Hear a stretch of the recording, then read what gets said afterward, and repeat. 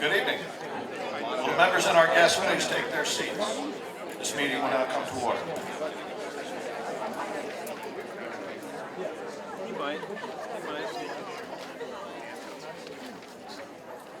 As all members have received a copy of the call of tonight's meeting, a reading of the call will be omitted. Will everyone please rise and join me in saying the Pledge of Allegiance?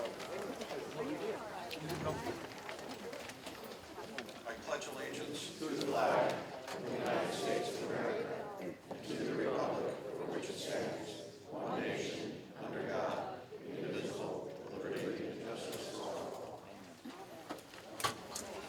Welcome to the October meeting of the Greenwich Representative Town Meeting.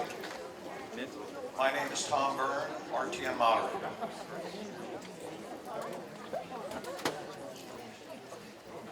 All right, let's take up the minutes for our September meeting. Doug Wells, Chair of our Legislative and Rules Committee.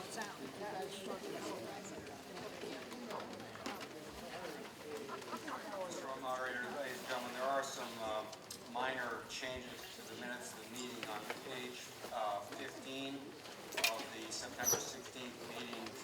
The last paragraph begins, Douglas Wells, Chairman of the Legislative and Rules Committee, made a motion to amend item 14 as follows. In that first line where it says in section 6A, delete be in place after it says reading, which word should be procedure with a capital P. And then in the third line, it says in section C, it actually should be section D. And then it should read the call of is proper, but then the minutes fail to delete the word for. Insert and delete the word for. All right. Is there any objection to those amendments? Hearing none, those amendments are adopted upon unanimous consent. Are there any other proposed changes to the minutes of our September meeting? Hearing none, the minutes as amended stand adopted upon unanimous consent. Tom Broadhurst, Chair of District 5.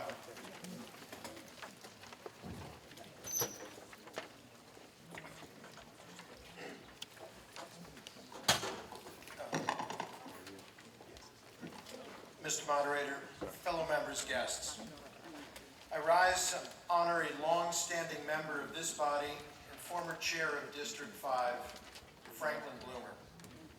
The phrase, "a life well lived," could have been created for this astonishingly accomplished man.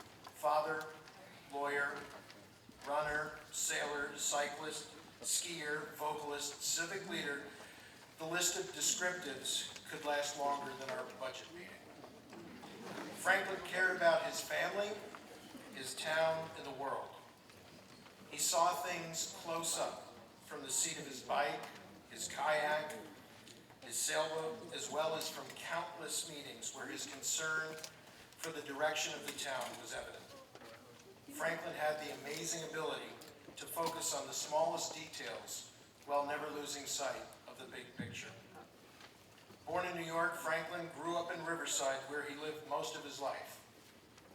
That is, when he wasn't attending Amherst College, Columbia Law School, serving in the U.S. Navy, or living in Jeddah, Saudi Arabia, or London. Or when he was sailing across the Atlantic, or kayaking the Arctic, or hiking the Appalachian Trail. He filled his life with adventure and service, squeezing every drop of experience from his wide, disparate world.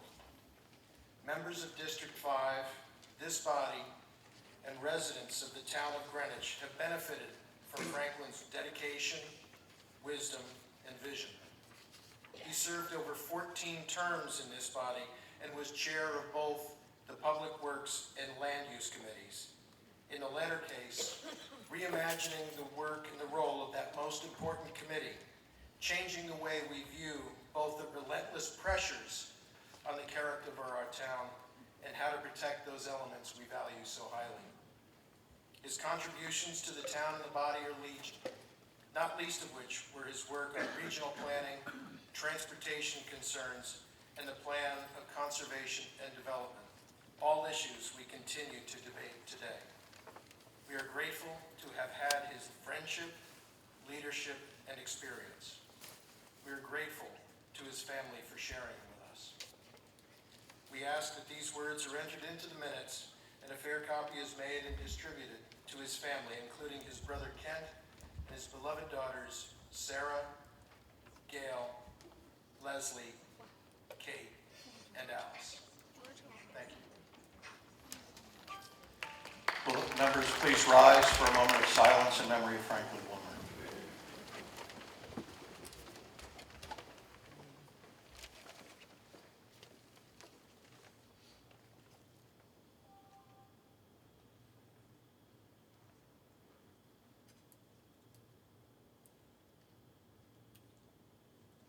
Thank you.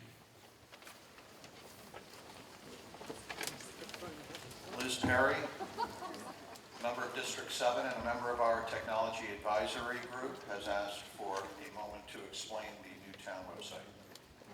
Thank you, Mr. Moderator. Good evening, everyone. My name is Liz Perry. I'm a member of District 7, and as the moderator mentioned, also a member of the Technology Advisory Group, a special group formed by the moderator to see if we could improve the efficiency of the RTM through technology. We've been working on many things. You've heard perhaps in your district some reports. I just wanted to come and mention a small feature of the new website, and I'll send this out as an email as well, but I thought perhaps an in-person announcement was best. One very popular feature of the old website that has disappeared to our chagrin is the easy access to email and phone numbers for the members. So I just wanted to show you with a couple of slides how you as members of the RTM can find that email. It's now behind a single password that we all share. Password is easy to remember. It's Greenwich RTM. That's the password. It's not case sensitive, meaning it doesn't matter which letters are capitalized. There's no punctuation, there are no spaces. It's just Greenwich RTM. So to access that functionality, if you just look up here, you can go to the website however you normally get there. Typical path would be you go to the Greenwich Town page, home, government, representative town meeting, and then you want to go to the page that lists the entire membership. From there, you'll see a slide. I know this is a little tricky with the light. Again, I'll send it out. But you'll see that where it says RTM members, I put an arrow there, there's an expand button. You may have noticed that. It's a blank little expand box. I wish that box said enter your password here, but it says expand. And you type in Greenwich RTM. Again, not case sensitive, no spaces. And when you hit expand, you will then have visible, I apologize to these people whose names and emails I'm now broadcasting, but the A's of the RTM, the phone numbers, and the emails. I will say if you do this from your mobile phone, if you touch that phone number, your phone will ask, are you dialing this number? And you can dial directly from there, so you don't have to write it down and find it another way. So again, I'll send this out and hope that this at least allows us to contact one another more easily using this password. Thank you so much. Thank you. All right, that brings us to the call for tonight's meeting. I did notify the district and committee chairs that I would recommend an organization based upon the reports received. There is one change from what I had recommended because there is now a need to act on a substitute resolution for one of the appointments. So rather than put that on our consent calendar, that will go on the separate, it will be considered separately. So what I will do in a moment is recommend that we combine the following items on our consent calendar. Items 1, 2, 10 through 13, and 16, which would leave us to consider separately items 3 through 9, 14, and 15. So at this time, pursuant to our rules, I will designate the following items for our consent calendar. And if they remain on the consent calendar, all you will hear tonight on them is what I'm about to say, as we do not take committee reports or have discussion on consent calendar items. First item is item number 1. That's the appointment of Serdar Umer to be a regular member of the Condemnation Commission for a term expiring March 31, 2023. Item 2 is the appointment of Andrew Bronin to be a regular member of the Board of Health for a term expiring July 1, 2019, for a term expiring June 30, 2023. The next item for the consent calendar is item number 10.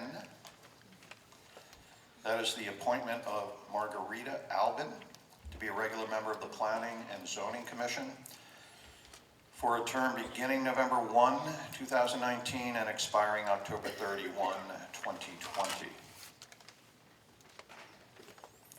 Item 11 is the appointment of Nicholas Macri to be a regular member of the Planning and Zoning Commission for a term beginning November 1, 2019 and expiring October 31, 2022. Item 12 is the appointment of Jefferson Parker Jr. to be an alternate member of the Harbor Management Commission for a term beginning upon appointment and expiring March 31, 2022. Item 13 is the appointment of Suzanne Brown to be a regular member of the Nathaniel Witherell Board for a term expiring June 30, 2022. And the final item for our consent calendar is item 16, which is the appointment of Philip Dodson to be a regular member of the Alarm Appeals Board for a term expiring June 30, 2021. Is there any objection to the designation of those items for our consent calendar? Hearing none, will the district chairs please mark your voting cards, consent calendar items 1, 2, 10 through 13, and 16, and proceed to poll your delegation. While we are voting on those, we will take up the first of the separate items. We will consider these in numerical order, so that number 3 will now come before us. May we have the resolution on number 3? Oh, wait a minute. All right. So this was postponed. No. This was not postponed.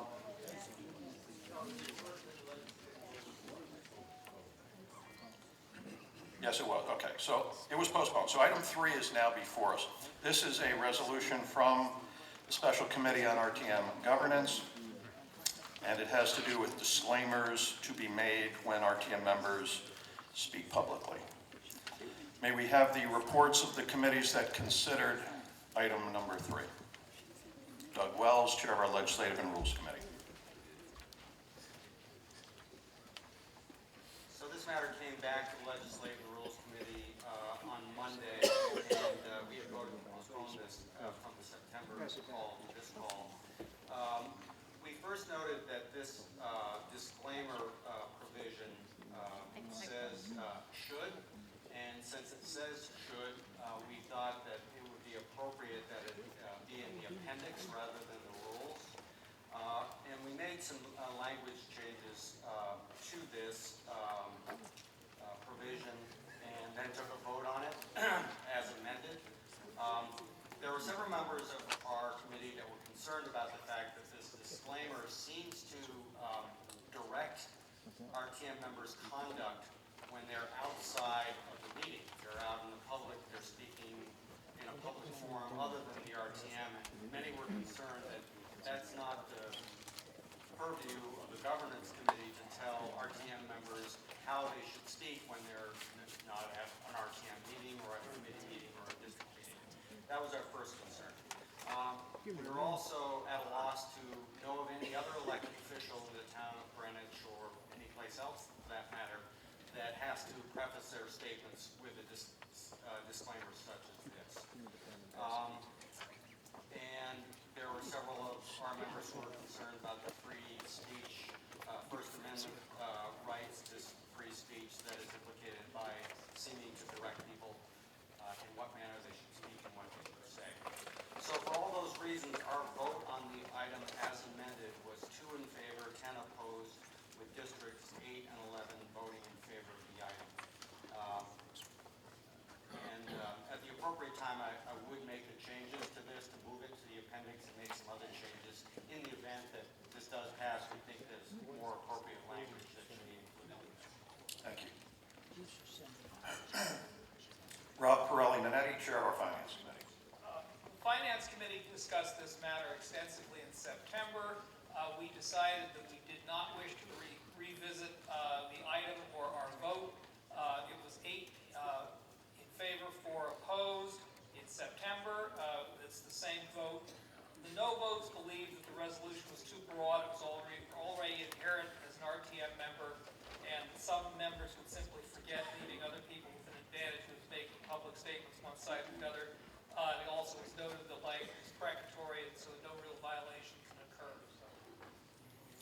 All right, before we take the next report, I would like to mention that hopefully you saw as you walked in, there were sign-up sheets for speakers on the separate items. So if you desire to address the body on any of those, you are advised to put your name on that list. Arlene Hamazo, Chair of our Public Works Committee. At our last meeting in September, we voted 12-0-0, and when we met again this time, we saw no reason to change that, so it's still 12-0-0. Thank you. Alan Small, Chair of our Transportation Committee. Thank you, Mr. Moderator. The Transportation Committee, I think this was too onerous, and voted 8-0-0 in favor of the item. Thank you. Thank you. Patty Roberts. We discussed this at our September meeting, did not feel it needed to be discussed again. Our vote was 11-0-0, District 3 absent. Thank you. Andy Chapin with the Parks and Recreation report. Our vote was the same, although we had a different district. We did discuss it because we had a different district missing each time. In general, the vote was 9-0. Those opposed were saying it needs more clarification. Those in favor thought, no, it's common sense. Richard Newman with the Town Services report. Town Services took this up in September and again this month. It was 0-11-0 in September. This month we were 0-9-0 with a different group, districts 4, 6, and 10 absent. Members of the committee thought the language was very broad. The need for such a rule had not been demonstrated. Thank you. Thank you. Kimberly Blank, Chair of our Education Committee. Hi, we did not take this item up again in October. In September, we voted to refer the item to L&R to revise the language to address two issues. First, that the term publicly was vague and overbroad and could be construed to even apply to comments made by RTM members during RTM meetings. And second, that the disclaimer was only necessary if a person first identified themselves as a member of the RTM. So our vote on that motion to refer passed 11-0-0 with District 2 absent, and it sounds like L&R has now addressed some of those issues. Thank you. Peter Berg, Chair of our Land Use Committee. Thank you, Mr. Moderator. Land use did take this item up in September. Our vote at that time was 12-0-0. We agreed with the spirit of the item, and we did not take it up again this month. Thank you. Lucia Jansen, Chair of our Budget Overview Committee. Good evening. The BOC took this up in September. The vote was 1-8-2. There were several problems with the restriction and legality of enforcement. An idea was proposed for all town elected officials, including the First Selectman, BET, Board of Ed, to follow the same rule of disclaimer. The town attorney is apparently researching this matter, and we upheld this vote 10-0-0 in October. Thank you. Thank you. John Eddy with the Appointments Committee report. Thank you, Mr. Moderator. The Appointments Committee did not take this item up again. In September, we voted 7-5-0. The discussion was pretty much what you've heard, and more detail will be provided by the member who will be speaking to this item. All right.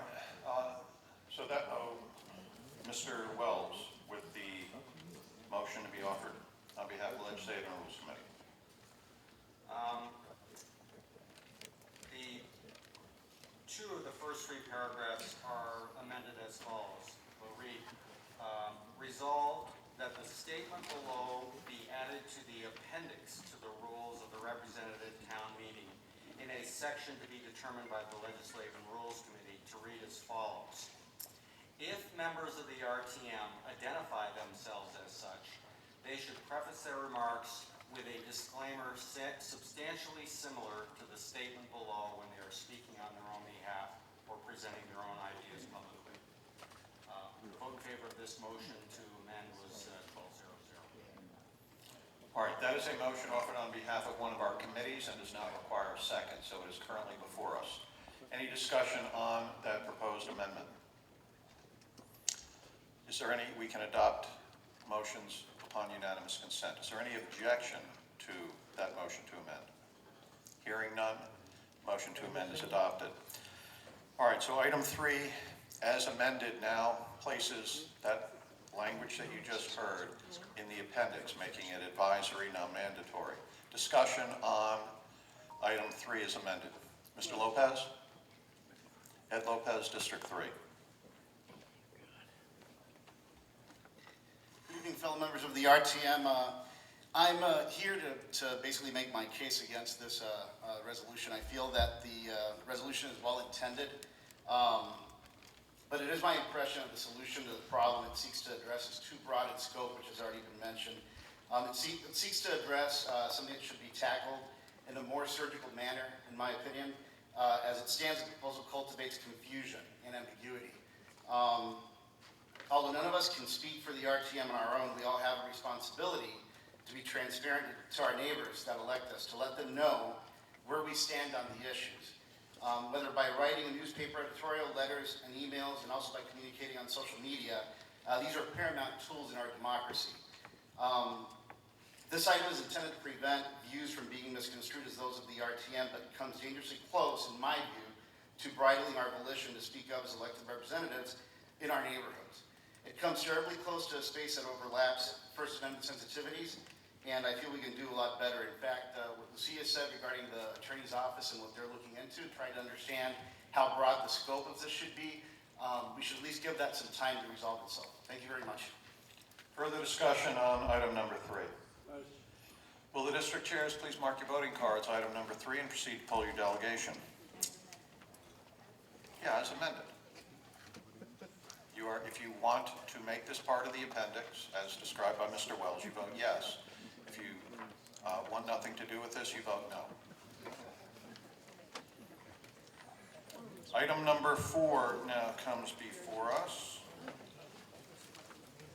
This also was postponed from our September meeting, so it is now currently before us. This is an amendment to the various descriptions of our standing committees found in Appendix B of the RTM rules. May we have the reports of the committees that considered this? Ms. Vulgaris, Chair of our Governance Committee. So before I start with this, I would like to thank, this is our very last hurrah for the 27 meetings, 15 people that worked on governance. You will find, I assure you, 15 people that could not be more elated that we are approaching the finish line. I would especially like to thank Andy Chapin and Bill Collins, who are 2 members on the committee that will not be returning to the RTM. I hope it's because we didn't break you with this committee. So, good evening. This resolution is being offered on behalf of the Governance Committee. It's in response to feedback that the committee received concerning the current structure, organization, and workload of the Appointments Committee, as well as in response to feedback that the RTM needed to do a better job of reducing redundancy. The Governance Committee collected many pieces of feedback covering a wide variety of issues and topics. Several pieces of feedback we received specific to the Appointments Committee were as follows: split the nominating and appointing functions to balance the workload, clarify the Appointments Committee responsibilities, appointments has too big of a workload, and give the interviewing and approving candidates responsibilities to relevant committees rather than appointments. Additionally, the committee received feedback that the RTM needed to identify ways to reduce redundancy and make the overall RTM process more efficient. As part of the review process for many issues, not just this issue, the Governance Committee reviewed meeting minutes and meeting videos from the current term. Pertaining to this issue, we learned the following: that when a standing committee and the Appointments Committee interview the same candidate, the Appointments Committee did not cover material that was not already presented by the Standing Committee. That is primary oversight for the board or commission. While the Appointments Committee is responsible for evaluating candidates for the 124 positions across boards and commissions, that averages roughly, over their 3-year terms, that averages roughly about 40 candidates per year. So I'll give you the data for 2018. In 2018, the RTM considered 45 nominations. 29 nominations, 64%, were placed directly on the consent calendar, which means no reports were heard or given by any committee. And 16 nominations required reports by the referred committees. In 15 of 16 of those reports, or 94%, the The Appointments Committee stated that it had nothing to add to the previous report, and in almost all the cases, they offered a unanimous vote supporting the candidate. It appears that the broader body is not benefiting from the extra time the Appointments Committee and the nominees are investing in the interview process, and in addition to the time required to conduct the interview. There have also been scheduling logistics that have led to delays in bringing the nomination to the floor by a vote of the full RTM. The Appointments Committee does, however, have an important role to play with the boards and commissions and RTM special committees that they are the nominating authority for. They are the experts in those areas and are best qualified to understand the unique needs of those entities and identify the most qualified candidates to serve on them.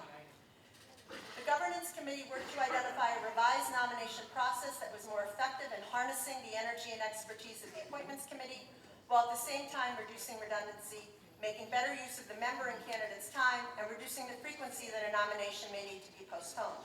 Our recommendation is therefore for the Governance Committee is proposing that the Appointments Committee continue to assume full responsibility for the 30 nominations that they oversee directly, Claims Committee, Condemnation Commission, Flood and Erosion Control Board, Harbor Management, RTM ex officio only, and labor contracts, and forego being required to interview nominees proposed by the Board of Selectmen. Thank you.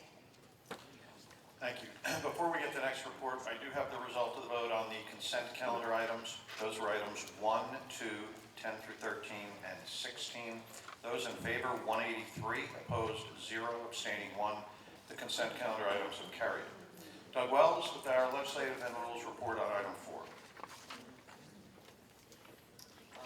The Legislative Rules Committee, first of all, on our September meeting, found a couple of typographical errors that we will deal with at the end of the reports. Most notably, there was a reference to wetlands agency not included in the Land Use Committee's operational responsibilities. And we also noted that at our last meeting in September, we learned that Town Services Committee doesn't want to have anything to do with evaluating the candidates for the Labor Contracts Committee. So we deleted that provision as well out of the operational responsibility of the Town Services Committee. On the merits of this item, our vote was 3 in favor, 9 opposed, with districts 2, 4, and 9 voting in favor of this item. Thank you. Kimberly Blank, the Education Committee report. When we voted on this at our September meeting, our vote was 10-1-0 with District 2 absent, District 12 voting against it. After our September meetings, at our district meetings, members of the committee became aware of the Appointments Committee's concerns about this item. So we decided to take this item up again at our October meeting. We voted 11-0-0 to refer this item to the L&R Committee to consider some of the various proposals that have been circulated. One would be to strike the first part of the proposal, which dealt with removing the Appointments Committee's responsibility for several of the boards. Another, which had broad support, would be to have the Appointments Committee meet with nominees for new appointments to a board, but not to meet with them for renominations. Some on the committee felt that the Education Committee should consider nominees for the Labor Contracts Committee, since it covers the largest unions in town. One member felt that the Finance Committee should not vote on LCC nominees. There was general support for the idea of revising the nominating process in some way to streamline it, but our committee did not vote on a specific proposal and is hoping that L&R can make some progress with recrafting this provision, and I will offer the motion to refer at an appropriate time. Thank you. Our next committee report, Arlene Lamazzo with Public Works Committee report.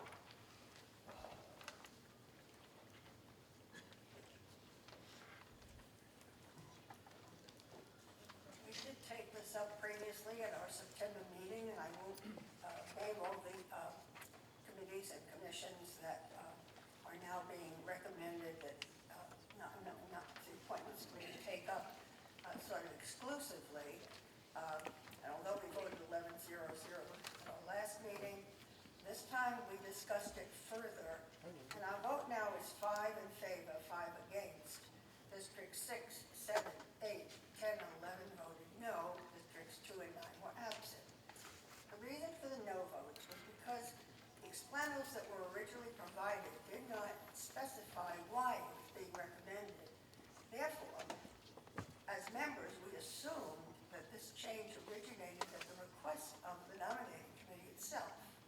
order to unburden them of having to interview such a large number of candidates. That assumption proved false. Therefore, we did not. We voted 5-5. Thank you. Richard Newman with the Town Services Report. We discussed item 4 again. After voting last month, we deferred to December. Now, with only minor changes, we feel the new rule still diminishes the appointments committee. And Town Service still does not feel that we need to interview labor candidate committees. Candidates, sorry. Our vote was 1-4-8 against, with District 4, 6, and 10 absent. The yes vote believes that the appointment function should be distributed to committees that are closer to the needs of boards and commissions they oversee. Thank you. John Eddy with the Appointments Committee Report. Thank you. As you can imagine, the Appointments Committee has quite a bit to say on this item. We discussed this on September 10th, but we did not take up this item again at our most recent meeting, except how to anticipate and address motions that we understood to be coming up. Josh Brown was present at this meeting as a representative of the Governance Committee. Our understanding was that the Governance Committee was looking to bring efficiency and effectiveness to the RTM and to streamline the nominee experience. This is the context in which we were looking at these and understanding. Lucy Krasner from District 5 was present to address the Appointments Committee. She expressed her view that the broad perspective on town matters that members gain from serving in such a committee as appointments is a benefit to the RTM, and there's not another place on the RTM where this can be obtained to the same degree. Other discussion on this item was pretty broad, as I mentioned, so I'm attempting to summarize by organizing all of the remarks into 3 sections. One, the info provided with the resolution needed to be clarified and corrected. Number 2, the critical role that the Appointments Committee plays in providing responsible governance. And 3, recent perceptions expressed about the Appointments Committee which merit addressing. So with respect to the information that needs to be corrected, the explanos in September stated that the Appointments Committee interviews over 130 people a year. I believe this was corrected in Ms. Lagares' statements a few minutes ago. In fact, 131 is the number of appointments positions for which the committee is assigned responsibility, but these positions do not turn over annually and have terms 2, 3, 4, or 5 years, as you should be aware. So the actual workload expressed in that original document is about actual workload of the committee is about 1/3 of that is found in the explanations that were provided. Number 2, suggestions that the Appointments Committee members are burnt out and have requested this resolution. I can go into all the details, but I think everybody understands at this point that that was not the case. The role of the Appointments Committee is critical to the responsible governance on the part of the RTM. The town's appointed agencies account for arguably 70% of the governance that occurs in town. Now, that's a figure that's been bouncing around for years. I know the Plan of Conservation and Development says about 50%. It's the appointed agencies are responsible for a lot of the governance in town. They have vast authority, and they serve terms whose lengths are longer than any elected official in town. Those appointed to these agencies need to receive attention. The RTM is operated with a convention that virtually every item submitted to the call is reviewed by at least 2 standing committees in order that the body receive a diversity of viewpoints necessary for members to make informed, responsible decisions. Even if we don't make a report at a RTM meeting, these things are being discussed at district meetings, which is a very, very important place to understand the different perspectives on an item. The congruent votes of the appointments committees with other standing committees are not a reflection of a committee's inability to add value, but are driven by the quality of the candidates that are coming before us. At this point in time, we are blessed with a set of selectmen and their nominating advisory committee who have consistently and conscientiously provided us with outstanding nominees. One member of the Appointments Committee pointed out that when compared to other standing committees with closer relationships to nominees that they have due to their working relationship on budgeting and other reporting, it's easier for the Appointments Committee to ask the uncomfortable questions that might be awkward but necessary when nominees come before us. Finally, perceptions of the Appointments Committee which need to be addressed. I've already addressed the duplication of reporting and received values. The reports, again, at district levels are critical. When the Appointments Committee at district meetings lets other committees go first, it's an efficiency in itself. We've received criticism for giving too much information. We've received criticism for not receiving any information. The consensus at this point pretty much is if we are getting the information out at the district level, that's good. You don't need to hear it again at the RTM meeting if that's going to add to efficiencies. Our overall vote was 11-0-1 with District 11 abstaining, as it was the member's first time that she'd attended an Appointments Committee meetings, and she was respecting her district's other two regular attending members' opinions. Thank you. 11-0-1. I'm sorry, 0-11-1. It's the second time I've done this. Yeah. 0-11-1 not to recommend this item. Thanks. Alan Small with the Transportation Committee report. Thank you, Mr. Moderator. The Transportation Committee took up this item and focused mostly on the transportation-related issues in our discussion, what was under our purview. And so our vote was 5-4, 5-2 against, and 1 abstaining. And the 2 against and 1 abstaining did specifically mention that they believe that appointments should continue to review the items as they currently do. Thank you. Thank you. Rob Pirelli Minetti with our Finance Committee report. Good evening. The Finance Committee took this up in September, and at that time, we made some technical corrections to the language in the Appointments Committee, and we looked only at the Appointments Committee language and the language that pertained to the Finance Committee. We felt we were not competent really to determine if the language for the other committees was accurate. At that time, the Finance Committee voted it was 9-3-0 to vote on the amendment, to accept the language as amended. However, we took this item up again after all of the discussion and learning about that the Appointments Committee had been opposed to this. And so, again, viewing that we could only look at the appointments language and the language for the Finance Committee, we voted to delete all of the language related to the Appointments Committee and to accept the language for the Finance Committee. At the appropriate time, I will make a motion to delete the language with respect to the Appointments Committee. Thank you. Andy Chapin with our Parks and Recreation report. Parks and Rec took this up, and we did it 2 different ways. One is we looked at the Parks and Rec section itself, and based upon the changes we made in September, we feel that the budgetary responsibilities for Parks and Rec should include the Harbor Management Commission, and we assume that the Land Use Committee would like a similar change. Additionally, the last sentence of the operations paragraph should change the word of to after, as when this, Hey, question. the expiration of the TV term. near you? We'll offer an amendment at the appropriate time. This, do we That know was, expire? the vote with 4H, which was I'm Parks and looking Rec, for was control. 11-0-0, District 2 absent.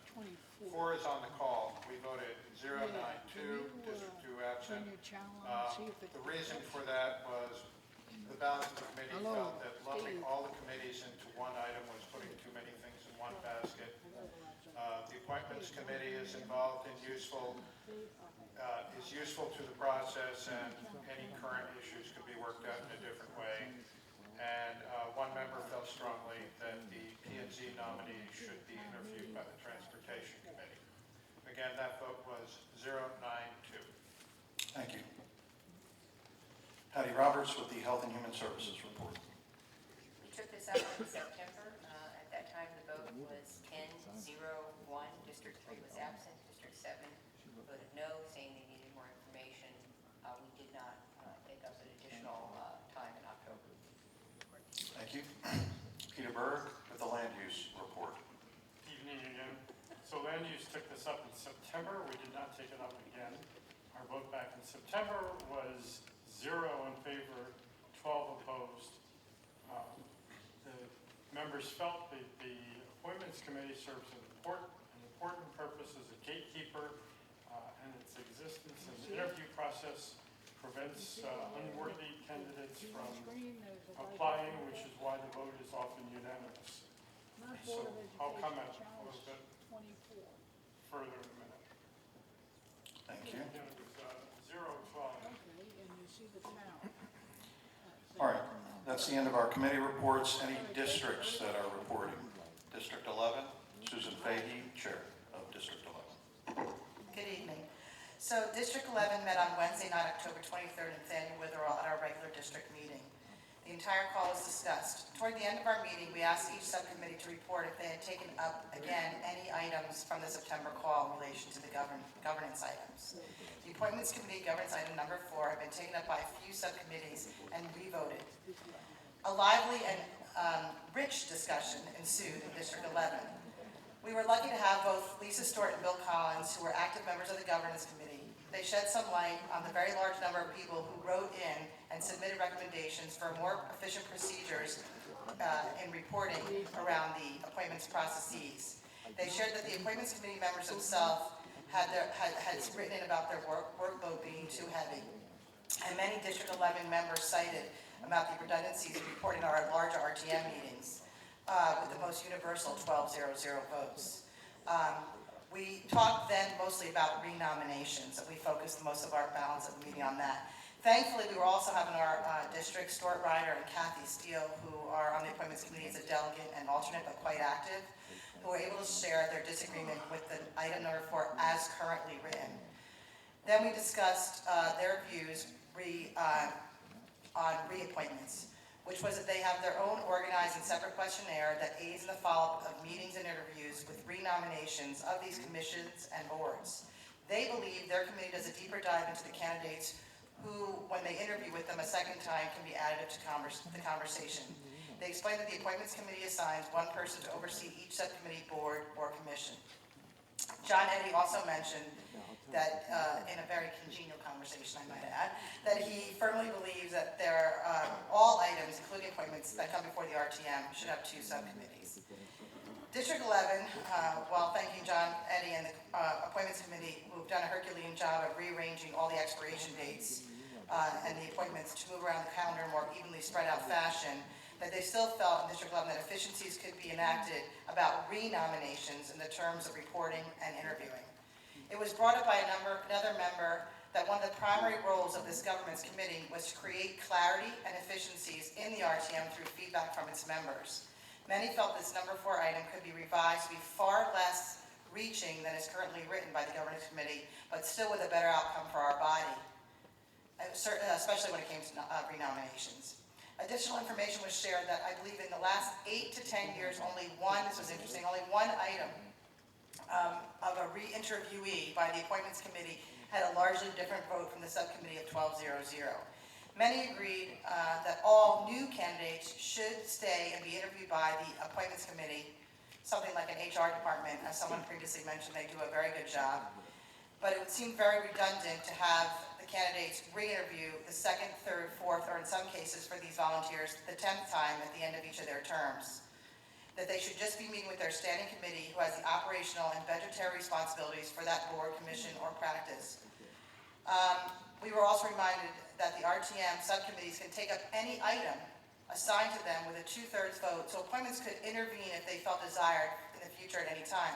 Additionally, another good suggestion that came up is if the appointment committee has a person, as John Eddy suggested, assigned to each subcommittee, board, or commission, that person could actually attend the re-interviewee process of that subcommittee and make a decision afterwards to take up that candidate further or not. That would make the candidate reviewed by their committee but not having a second report generated.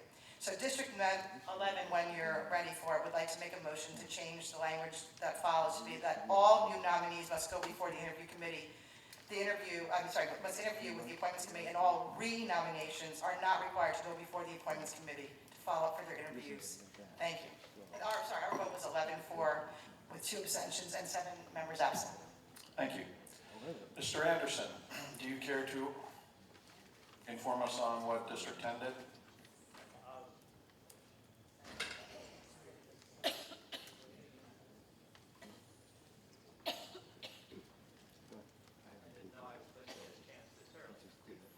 District 11 just reported. Well, This is just a report on what you did. I'm not asking for any motions from you. okay, well, then, District 10 voted unanimously to offer a motion to postpone this item indefinitely. So when that's appropriate, I'll make the motion. Thank you. All right, so as you can see, we have many different approaches to this item. I heard one comment that there are a number of disparate items combined in this one resolution. There are parliamentary devices to separate items that are like this. It's called divide the question. There is also a device to consider by paragraph. We've never really done that, haven't done it much, so I think we're not familiar with it, but I do want people to understand there are devices in Robert's Rules to take other approaches than we have heard here tonight for an item like this that covers many different committees. So what we have before us from what I have heard is we have the Education Committee proposing a motion to refer this to legislative and rules. We have several committees moving to amend parts of this, and we have a district moving to amend, and we have one district moving to postpone indefinitely. And we've had discussion prior to the meeting on how to take these up in what order, and Robert's Rules, absent any consensus and agreement, Robert's Rules does have an order of precedence for all motions. And of those three, motion to postpone indefinitely, motion to amend, and motion to refer, the order of priority is motion to refer has the top of those three, motion to amend next, and motion to postpone indefinitely has the lowest priority. So there was no agreement on this. There was discussion that if it's going to be referred to a committee, perhaps the committee would benefit from the RTM's decision tonight on some of the proposed motions to amend. But ultimately, there was no agreement on allowing the motion, all or some of the motions to amend to go first. So, motion to refer has priority. Kimberly Blank, you want to offer that?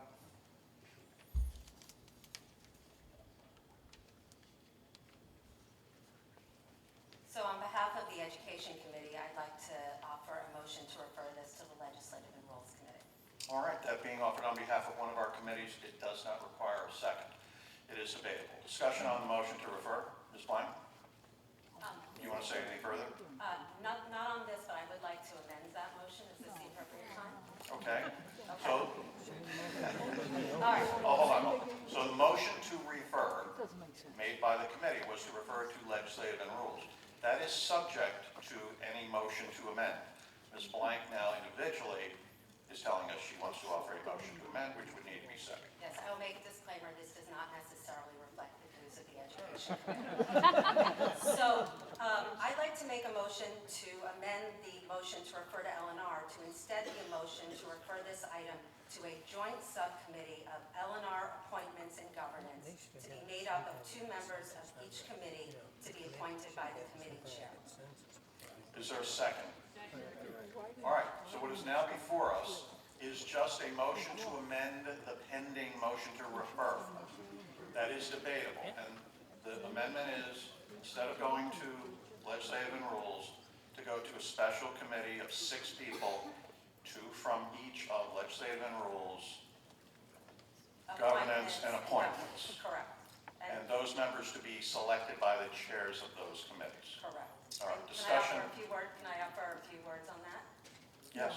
So it seems clear that more work needs to be done on this item. There seems to be some support for making changes to the current appointments process, but clearly concerns about the breadth of the changes that governance has proposed.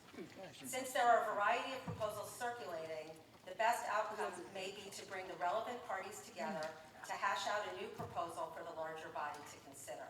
Trying to amend everything tonight on the fly with the full body is difficult and doesn't lead to well-considered decision-making. Since this proposal originated with the Governance Committee, and since the Appointments Committee is the group most affected by this item, it seems to make sense that they should be involved in crafting a new solution.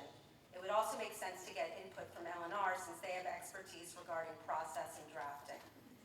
Since the Education Committee only suggested referring this to L&R, I'm making the motion individually to amend this to include a broader group of stakeholders.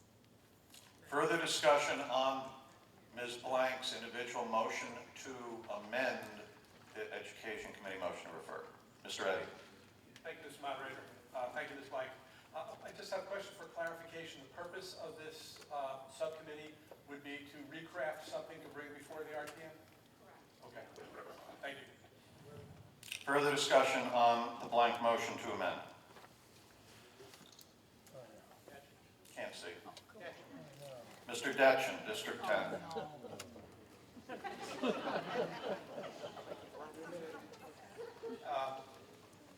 I don't want to be too adamant about this, but certainly this amended motion is an improvement over the previous one. But I have my concerns nevertheless. This is, these provisions are going to govern all of the various committees, and they're interlocking. In other words, when you start moving the pieces of the jigsaw puzzle around, you're going to have various implications for various committees, starting with the Appointments Committee, of course. I am not convinced that the process that's being proposed here is adequate to deal with this issue broadly. I think there needs to be input from all the various committees. I think this idea of taking 2 from 3 different committees may not be broad enough. I think the process is going to end up, if it's going to be a well thought out process, is going to extend, frankly, into 2020 if it's going to be done properly. And I really wonder if it wouldn't be appropriate if we didn't simply start all over again with this various complex issue. The point I'm making is that District 10 has in fact made a motion. All right, Mr. Detchen, now you're not speaking on the motion to amend. No, I am. No, you're speaking on the motion to refer. I am speaking on. Only question is, should we amend the motion to refer to a group of 6 or leave it with the legislative rules? You are now advocating postponing indefinitely. That's not addressing. I'm advocating that if you're going to vote on this motion to refer as amended, keep in mind that you have another option, which is in fact subsequently to vote on a motion to postpone indefinitely, which will mean starting the process all over again, rather than trying to salvage it at the last minute with a new reduced committee. Further discussion on the blank motion to amend. Betsy Fruman, District 9.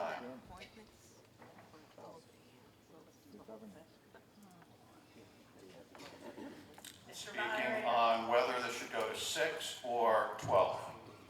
Right, and I hope what I'm going to say will pass your surveillance. I do not think this is the time to do any of this.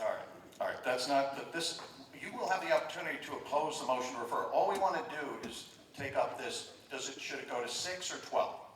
That's all that has been proposed and is But before. why isn't it also, should it go to any? That's a different question. That would be the next discussion, once we Okay, decide whether to amend I'll this. wait for that. Further discussion on the blank motion to amend the motion to refer. All right. I will in the first instance call for a voice vote, this being procedural. This is the question. We're not voting on referring anything yet. It's just, if we refer, we're going to take that up next. Should the referral go to a group of 6 as described, as suggested by Ms. Blank, or should we leave it as to the Legislative and Rules Committee? And you're not committing to referring it in this vote. Does everybody follow? Okay, so if you are in favor of referring, if it gets referred to, send it to a group of 6 as described, you should vote yes.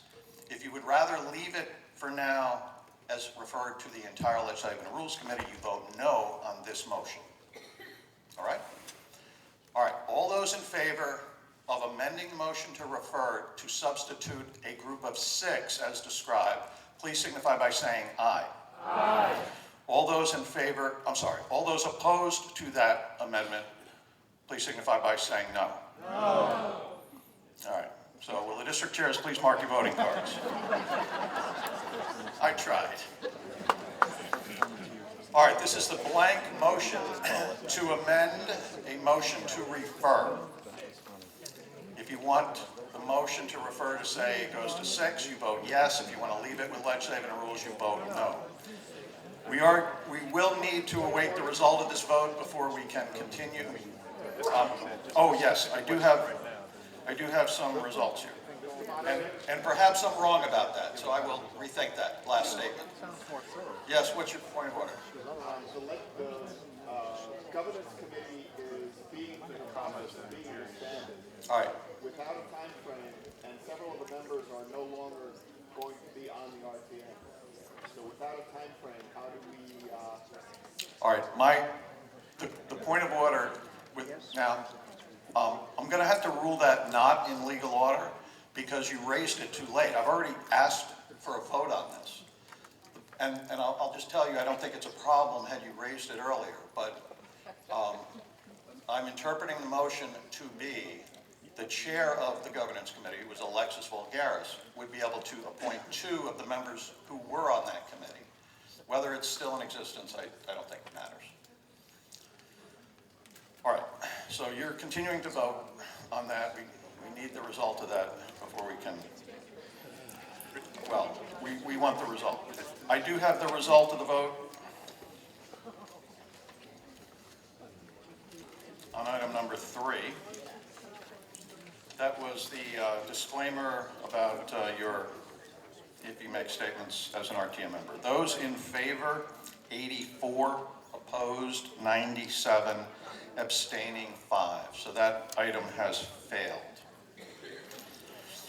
All right, now we are still voting on the blank motion to amend, but one way or other, we will have to now vote on a motion to refer. If anyone wants to address whether we should refer this or not tonight, you are welcome to have the floor. Ms. Fruman, do you want to, would you? No, I know, so you want to oppose the motion to refer. You have the floor if you would like to make that argument.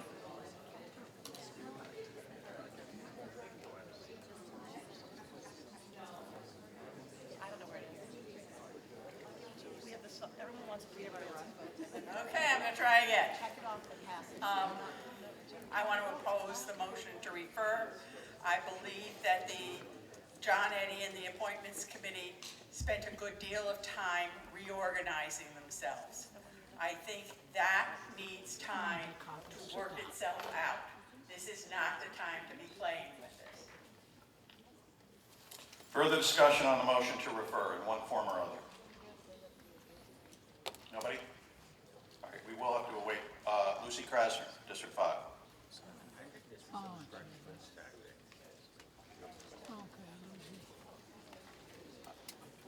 I would share Betsy Fruman's idea, and one of the whole ideas about, No, go back. All right, hang on, Ms. Krasner. We are in the process of voting. I ask that that be conducted quietly, and everyone else, please give the respect that the speaker deserves. I would just add to Betsy's wish to not refer this. And I would agree with that, because I think it does need time to work out. John Eddy put, and we all voted on those things, to make the work of the Appointments Committee smoother by not having all, if we all forget what happened there, not having all the appointments end on March 31. In our call this evening, on our consent calendar, the appointments that we have already approved end throughout the year. There was June, there was October, there was whatever. So if the governance committee kept saying that they're overworked, the appointments committee is overworked, or it's not efficient, just not so. Because it's been made efficient.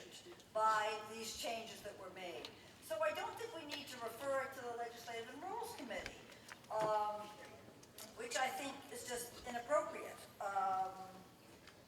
And that, I'll just leave it there. Alexis Vulgaris.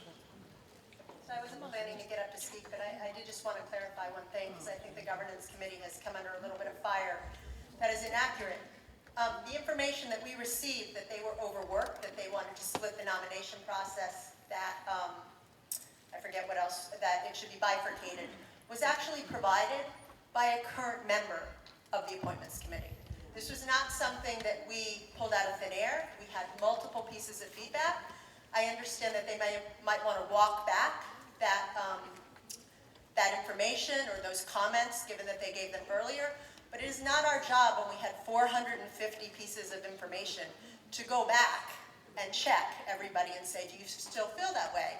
How do you feel about this? They presented the information. It was a fairly detailed document. It was a 3-page summary sent to the entire committee. We took that information, coupled with the other information, and we worked with it. So this was not pulled out of the ether and governance is trying to penalize somebody.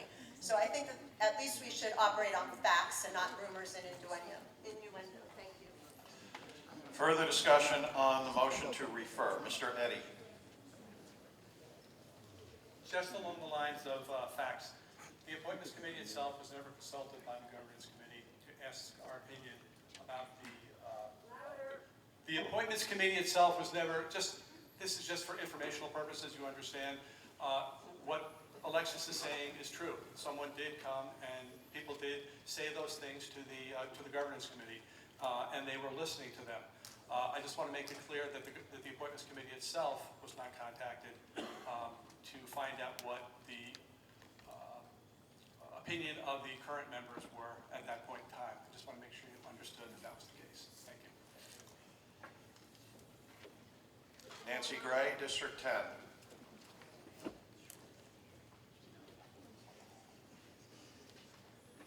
Hi, I have the unique position in this that I became part of the appointments committee in August. So I was new to the appointments committee, and I was able to see objectively what seemed to be going on. And there seemed to be tension between some of the people working in town hall and the appointments committee around flows of information and pressures around timing and all of the changes that the appointments committee had been rolling out. And in fact, in town hall, simultaneously, there was a project underway that was creating a really elaborate and complex new way of computerizing all the flows of information and the decision processes around appointments. And the appointments committee had no idea that this computer program was being implemented. So there was a tension that had been created by, I think just maybe differences of style between the leadership in appointments and the leadership of the governance committee. There was a tension that had kept them from effectively communicating. And so there was a huge amount of frustration, I think, on both sides, that the appointments committee and the town hall staff, both in the first selectman's office and in town clerk's office, were, struggling to make things more efficient, and the appointments committee was not really helping in that process. Well, the appointments committee didn't know anything about that process. Now the appointments committee is involved in that process. It's a terrific efficiency tool that will be worked out over the next year, and this is not the time to rethink the appointments process. This is a time to let these efficiencies play out and let the relationships between Town Hall and the RTM Appointments Committee heal and move forward. So please don't refer this to legislative rules right now. Let this process play out behind the scenes. Efficiencies are on the way. Thank you. Carlson, District 1. Mr. Moderator, members of the RTM, I've been associated with the Appointments Committee for nearly 24 years. When you have a proposal like Part A of 4 that comes before you, you should deal with it. You should deal with something that's bad and vote it on down. So what I'm saying to you is, don't refer this, dispose of it entirely tonight. It's no good, vote it down. Further discussion on the motion to refer. We're still waiting to find out what form it'll take. Oh, I think we have that result.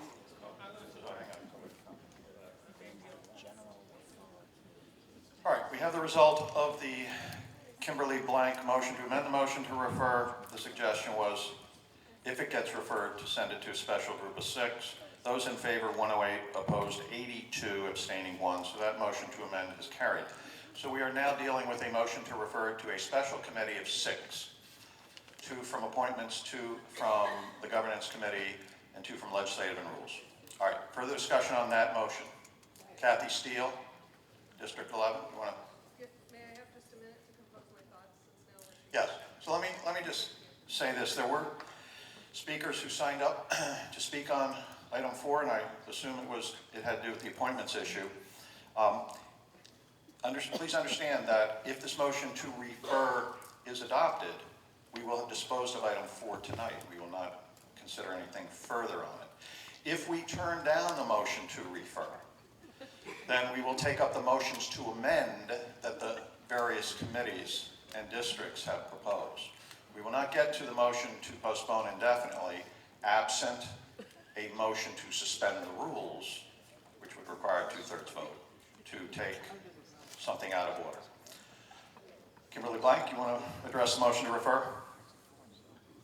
I just want to make clear, the point of this motion to refer is not to push something through the body that the body doesn't want. The point of this motion to refer is to allow the relevant parties to have time to sit down and figure out a proposal that they think would work for the entire body, for these various committees, and for the group as a whole, to balance the need for one group to have a good holistic view of all the appointments and to also balance our needs for streamlining. So the point of the motion to refer is simply to craft something new for us to consider. It's not to push through what is sitting on this paper. I just want people to understand that. Kathy Steele, District 11.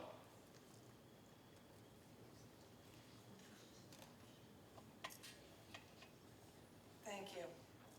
So full disclosure, I'm one of the newbies coming onto the RTM that actually suggested that Appointments Committee not review all nominees and that we only review new nominees, not renominees. I suggested this only a couple of months into my term, my very first term, and looking back on it, it certainly was made with a lot of naivete. I think it was the wrong submission, and I guess that's why the governance committee was formed by people that had been around much longer than I had, because they had the arc of experience to know that some of what newcomers were offering was maybe not the best choice for the body. I also, by the way, submitted about 25 other ideas, and none of those got through, so I don't know how this one made the cut. None of those were much better than this one. I want to just clarify a couple of things that were said. There was a comment about the fact that the Appointments Committee was not consulted, did not speak with governance on this. At one point, the Appointments Committee did actually speak to the Governance Committee. We went in specifically for the point of asking the Governance Committee to put forward a SOMR that would compel the town clerk's office to handle the administrative responsibility of appointees in the same way they handle the administrative responsibility of elected officials. So there was a conversation between the two committees. To my mind, what's missing from this conversation is, once a decision was made by governance to put forward a motion for change, at that point, appointments was never reached out to say, what do you think? This impacts your committee directly. We would like some impact. That's where the conversation then should have taken place. In the same way, town services were not approached about, would you like to be added into the appointments process? So I think, to me, that's where an important disconnect happened in this. I would also just add, and then lastly, and I will sit down and stop babbling, to to me, what's happening with referrals and amendments to amend and amendments to refer to amend, it's improvisational governance. I just don't think this is what is best for our town. Thank you. Further discussion on the motion to refer. Susan Fahey, District 11.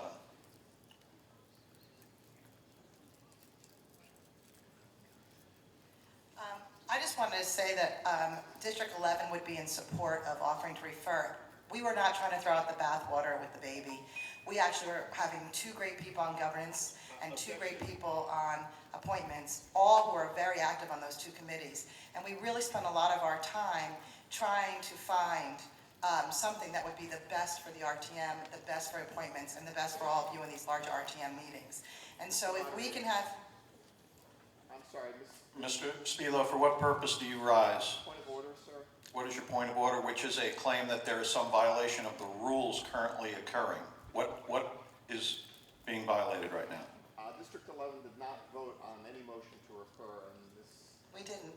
So we This cannot... is an individual speaker who's entitled to give her thoughts. Mr. Spilo, I will rule your point of order not well taken. We spent a lot of time coming up with the idea, I know you voted against it, sorry, Michael, All comments directed to the chair. Thank you. To make sure that we found something that would work for everybody. So if this gets referred back to, I'm sorry, Doug Wells, back to L&R, along with appointments and governance, and we can come up with something that's best for everyone, that would actually be the best thing. And then we don't have to go through the rest of the motions and the rest of the things and come up with something that's better for everybody. Thank you. Arlene Lamazzo, District 6. What I've heard just now are two things that concern me. It's been said that the governance committee, after they put their... Ms. Lamazzo, speaking on the motion to refer, should we refer it or should we not? Oh. I pass. All right. Further discussion on the motion to refer. Will the district chairs please mark your voting cards? Education Committee motion to refer as amended to refer to a special committee of 6 people. Right? If you want to refer this item to that committee of 6 people, you vote yes. If you do not want to refer it and you want to consider this, want to continue considering this item tonight, you vote no. And I'm just reminding you that absent some other order, if this is turned down, the next thing we will do is take up the individual motions to amend. So if you want to refer this to the 6, you vote yes. If you want to continue dealing with it tonight, you vote no.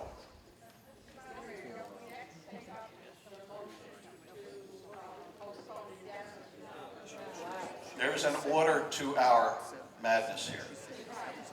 The motion, Ms. Fruman, the order of precedence of motions is the motion to refer has greater priority than a motion to amend, which has greater priority than a motion to postpone indefinitely. We are now on the motion to refer.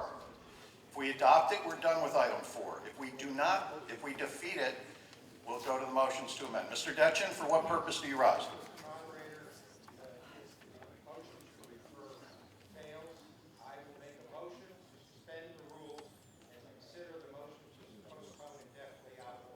Okay. We are voting on the motion to refer. Everybody understands the yes and no significance.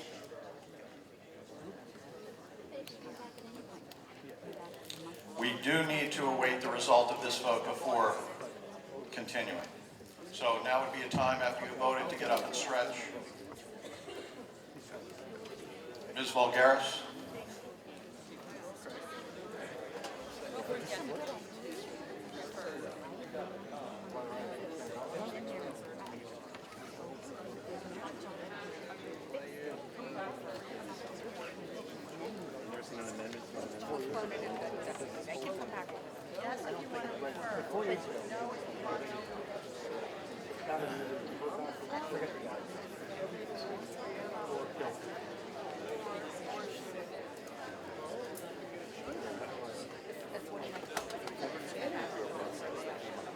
But that has got to happen.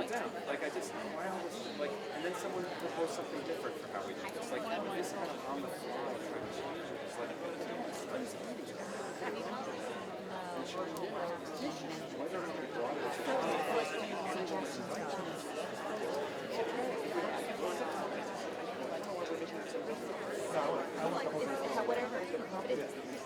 I want the whole thing to go right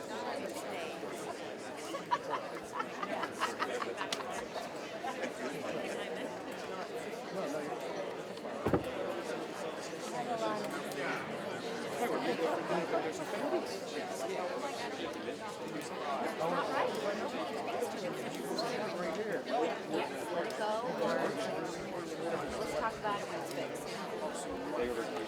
So that's how serious they were. Sorry.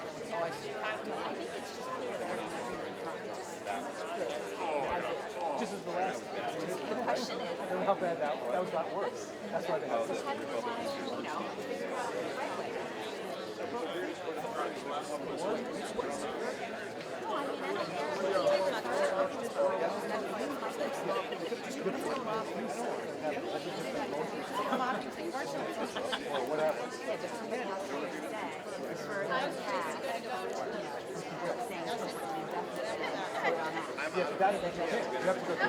it's like a toilet bowl.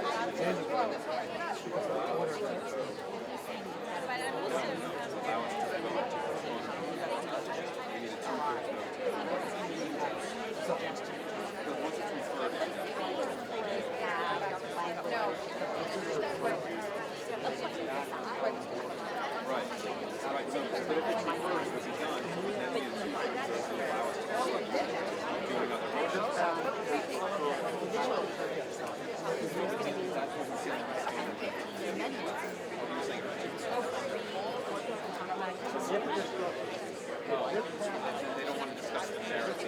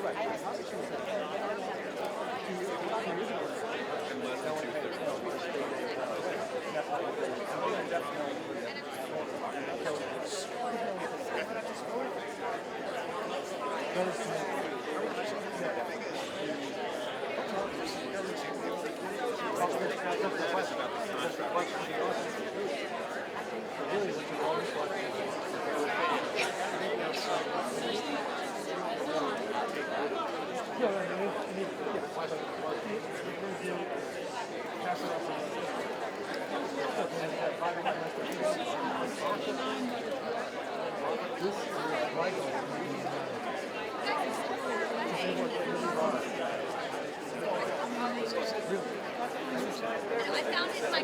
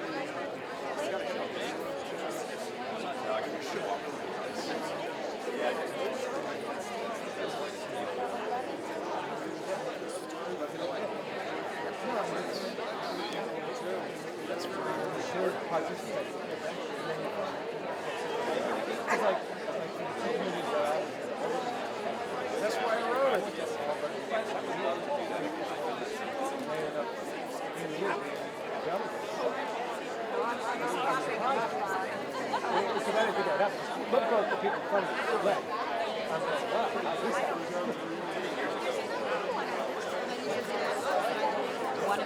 But like this last year, Your balance, your all that. I haven't seen it. Have a better sense of their body.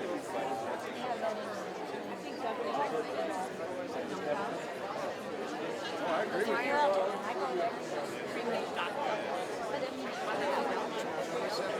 No, I felt it. I was thinking in person. Oh yeah, I remember the first time I voted.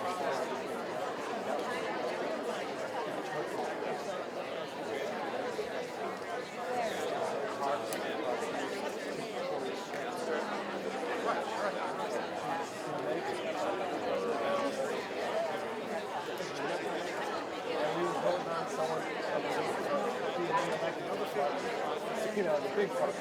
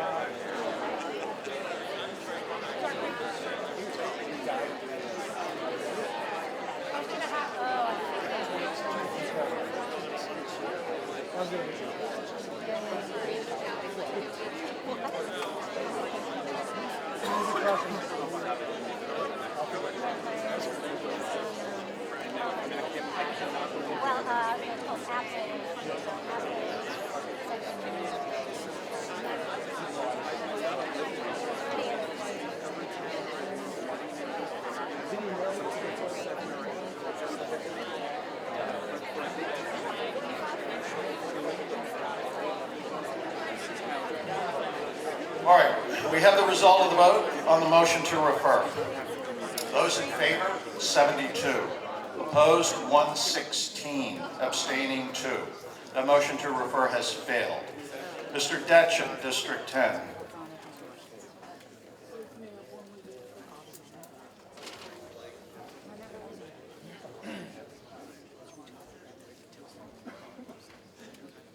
Mr. Moderator, I move to suspend the rules of the meeting in order to consider District 10's motion to postpone this item indefinitely out of order. Second. All right, it's been moved and seconded to suspend the rules for the purpose of taking up the motion to postpone indefinitely prior to the motions to amend. Motion to suspend the rules is not itself debatable, and it requires a 2/3 majority to pass. I will call for a voice vote in the first instance. If you are in favor of moving directly to the motion to postpone indefinitely to be offered by District 10, you should vote in favor. If you are opposed and want to take up the motions to amend first, you should vote no. All those in favor of suspending the rules to take up the motion to postpone indefinitely, please signify by saying aye. Aye. Opposed? No. The motion is carried. Jerry Anderson, Chair of District 10.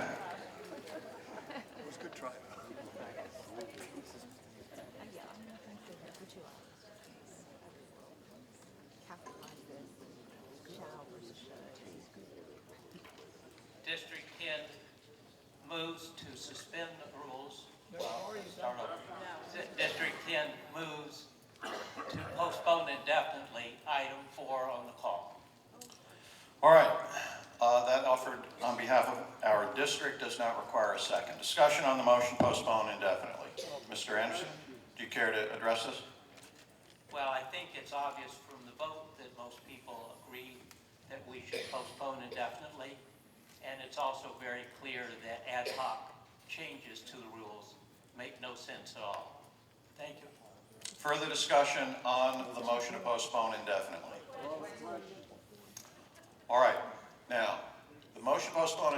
has the effect of switching yeses to nos and nos to yeses with respect to item 4.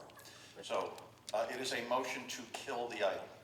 And if the item were, or any part of it to come back, it would start from the beginning and have to get on the call. So I'll ask the district chairs, please mark your voting cards. District 10, motion to postpone item 4 indefinitely.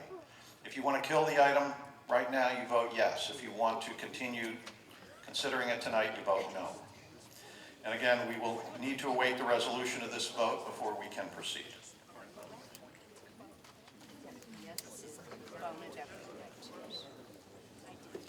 Now, while we're voting, just so we know, assuming this is going to pass, I had originally said we're going to proceed numerically through the separate items.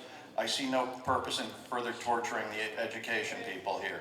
So with your permission, I'm suggesting we take up item, is it 15? Next. All right. Hearing no objection to that, that's what we will do.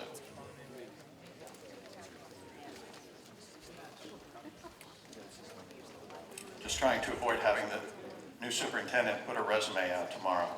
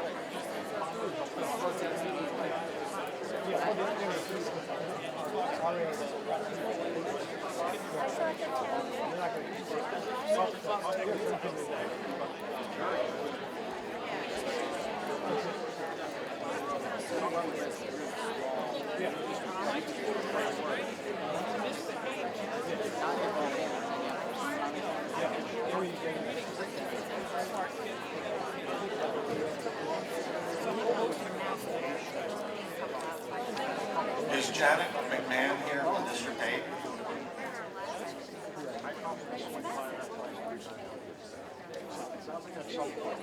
Could Janet McMahon come forward, please?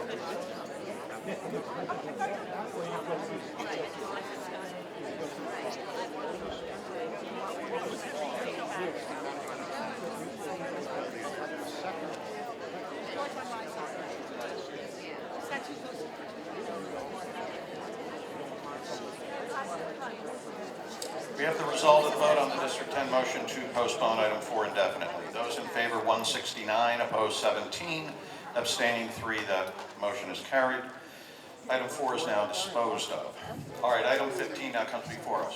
We welcome for the first time Superintendent of Schools, Dr. Tony Jones.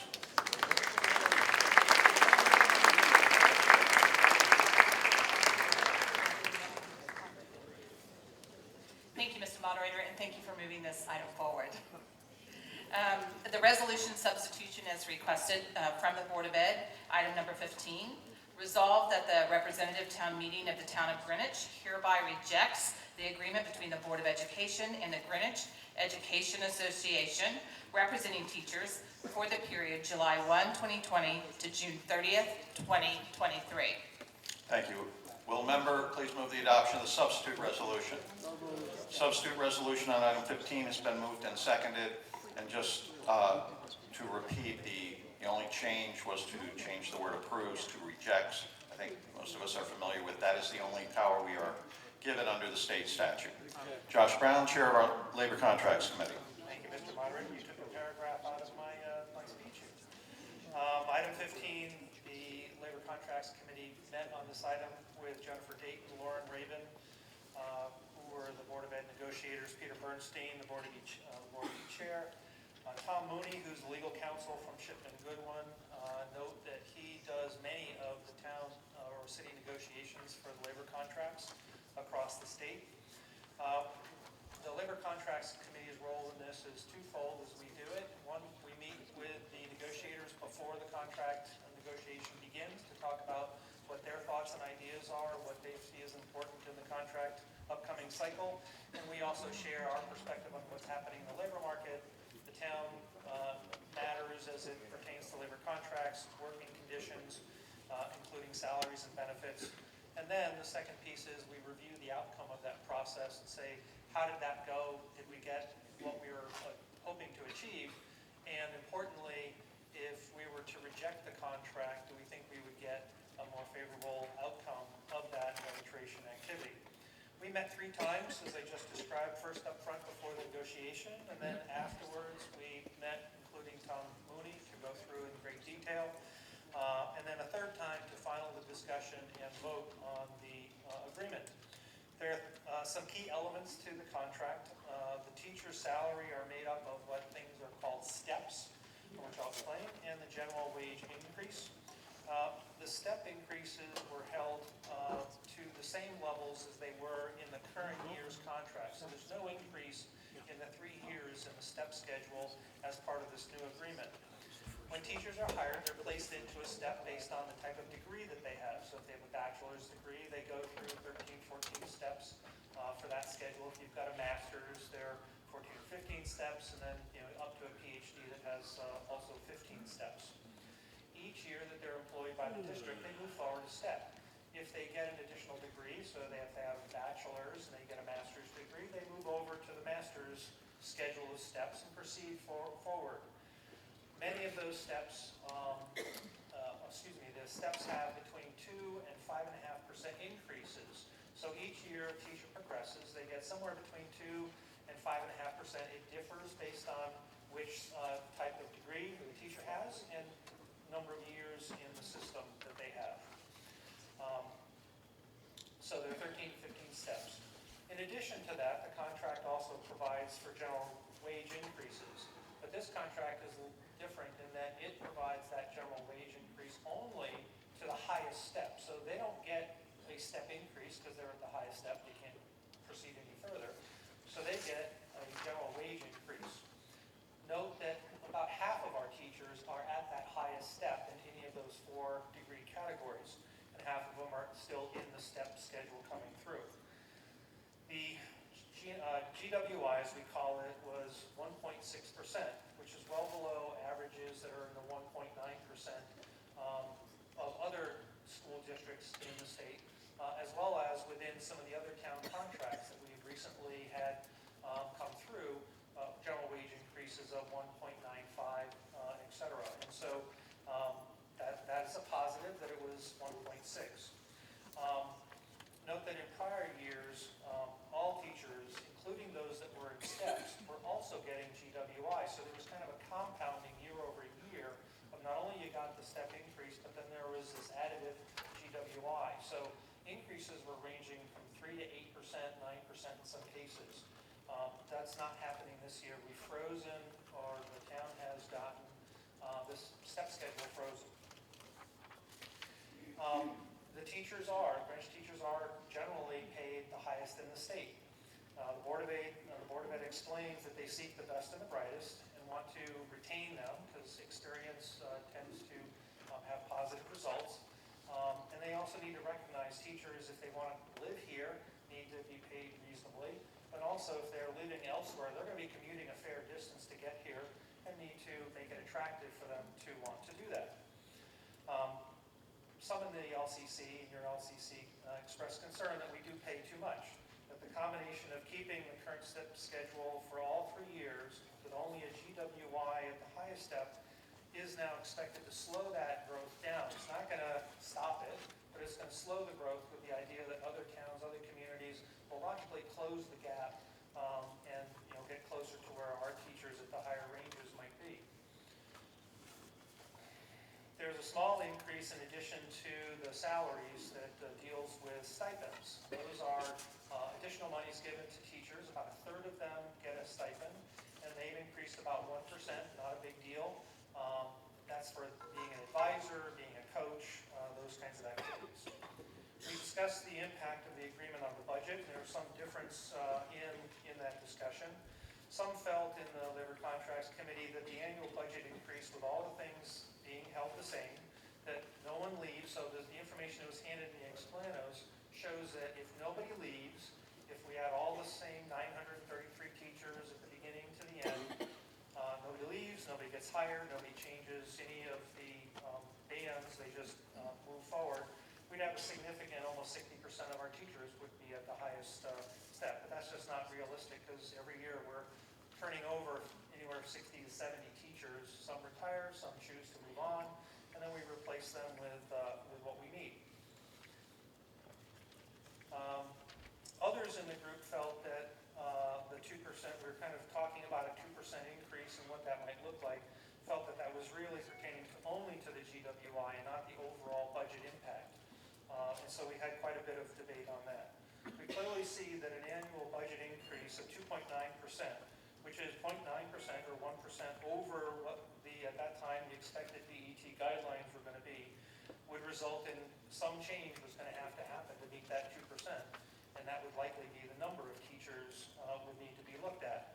The Board of Ed acknowledged in our discussions that they were aware of that, and they also had those discussions with the GEA representatives, so they're aware that coming in with this kind of salary schedule and increases may result in some changes in the number of teachers. The agreement has a projected salary budget increase over the 3 years of 8.74%, which is slightly lower than the average for comparable communities of the 8.98%, and that was information provided by Shipley Goodman. Another key part of this contract was increasing the teachers' contribution for the medical costs. Right now, teachers contribute 12% of their medical costs. The comparable towns, almost all of them are 20+% as their teachers are contributing 20% or more. There's some towns that are up to 50%. And so a key item in this contract is increasing that cost-sharing activity a point and a half, a percentage and a half in each of the 3 years. So at the end, it'll be 16.5% of the cost that the teachers will be contributing to cover their portion of the medical benefits. You should also know that the state has adopted a schedule that will shift more of the cost of the medical plan to those areas of the state that are higher cost, be it the doctor's visits are more expensive or we go to the doctors more often. And Greenwich is on the top of that list. So we're going to have an increased number or cost being allocated to the town. This provides, again, a sharing in that additional cost that members in the LCC felt was a good thing.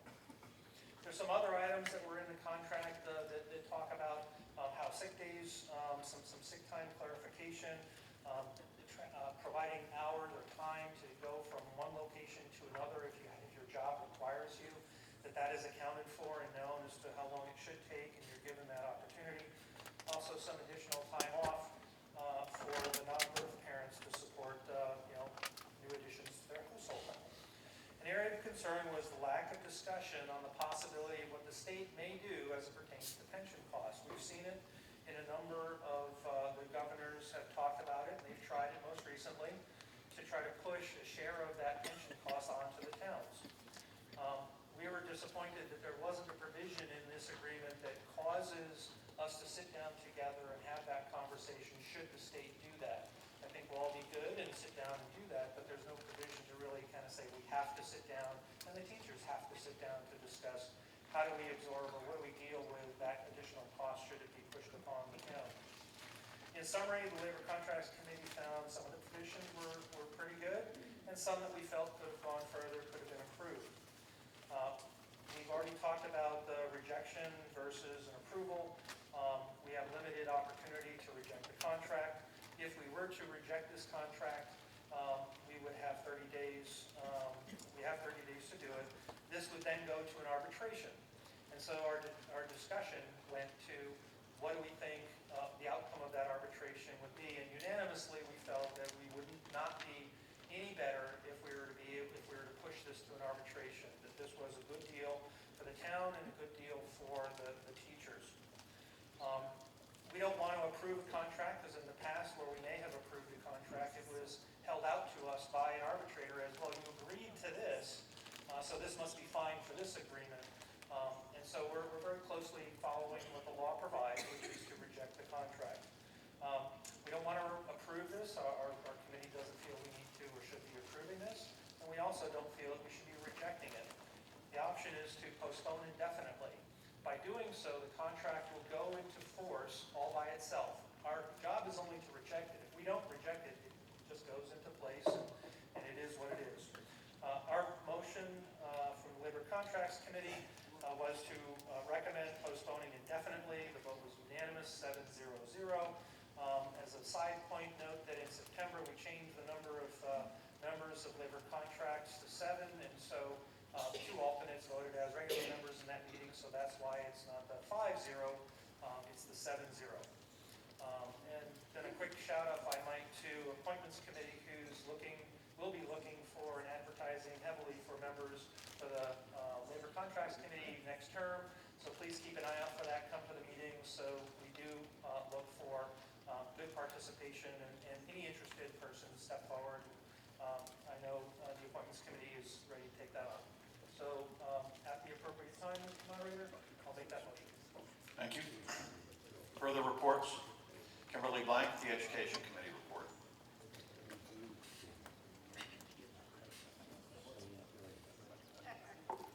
We met jointly with the Finance Committee to hear presentations on the GEA contract. Jennifer Dayton from the Board of Education led the presentation with help from fellow BOE members Peter Bernstein and Lauren Rabin, Josh Brown, Chair of the Labor Contracts Committee, and Lucia Jansen, Chair of the BOC, were also in attendance and reported on their committee's votes. Ms. Dayton explained that the current contract was arrived at after mediation failed. Before going to arbitration, the parties were able to come to a last-minute agreement. We spent the bulk of our time discussing the wage increase portion of the new contract. I'm going to skip describing the provisions of the contract, because I think that's been well covered by Josh Brown of LCC. During our discussion, we discussed the following concerns. Some noted that we pay our teachers the most in the state in most categories and are significantly above neighboring towns like Darien. As we award GWIs, this gap will continue to grow. The Board of Ed said that one benefit of having 0% GWIs for most of the steps, for all the steps below the top step, is that it should slow the growth in this gap. Others raised the concern that with a 2.9% increase in labor costs, the Board of Ed would not be able to deliver a level services budget under the BET guidelines. The Board of Ed said that they are aware of that and that they had told the GA that this contract could result in reduced headcount. They recognize that they will have to make cuts in order to deliver a budget that meets the BET guidelines. We asked what would happen if we rejected this contract and went to arbitration. Given the settlements in other parts of the state, the Board of Ed believes that we will be awarded a worse contract under arbitration. We voted on a motion to postpone this item indefinitely, and that motion carried 11-0-0 with District 2 absent. By postponing the item indefinitely, you do not have to vote to reject it or not reject it. If we take no action on it, the contract will go into effect, but we declined to vote on whether or not to reject this item, as we did not want to be seen as endorsing it, but we don't believe that rejection is wise given the likely outcome of arbitration. Thank you. Thank you. Rob Corelli-Minetti with the Finance Committee report. Good evening. The Finance Committee heard the presentation jointly with the Education Committee, as Kim told you. I won't repeat those items that were discussed broadly. Additional concerns that were raised in the finance discussion, both by finance people at the joint meeting and this, was the fact that this 1.6% increase at the end could have been done as a bonus, where it would not have been pensionable, rather than as an actual GWI, so it is pensionable. Because remember, a huge portion of these costs is all going to go into the future into pensions. There were a number of concerns also raised about the fact that Tom Mooney, who's counseled for the probably 2/3 of the school districts in the state, has a broad interest in doing this for many, many places and may not be giving the most specific and effective counsel to each individual separate district. The Finance Committee has been a pioneer in recommending indefinite postponement for these contracts. We voted 11-1-0 to postpone indefinitely. The District 7 voted against the motion to postpone indefinitely because that member wanted to reject the contract and go to arbitration. Lucia Jansen with the Budget Overview Committee report. Good evening. The Budget Overview Committee took up the teacher's contract, as we traditionally do with all new labor agreements.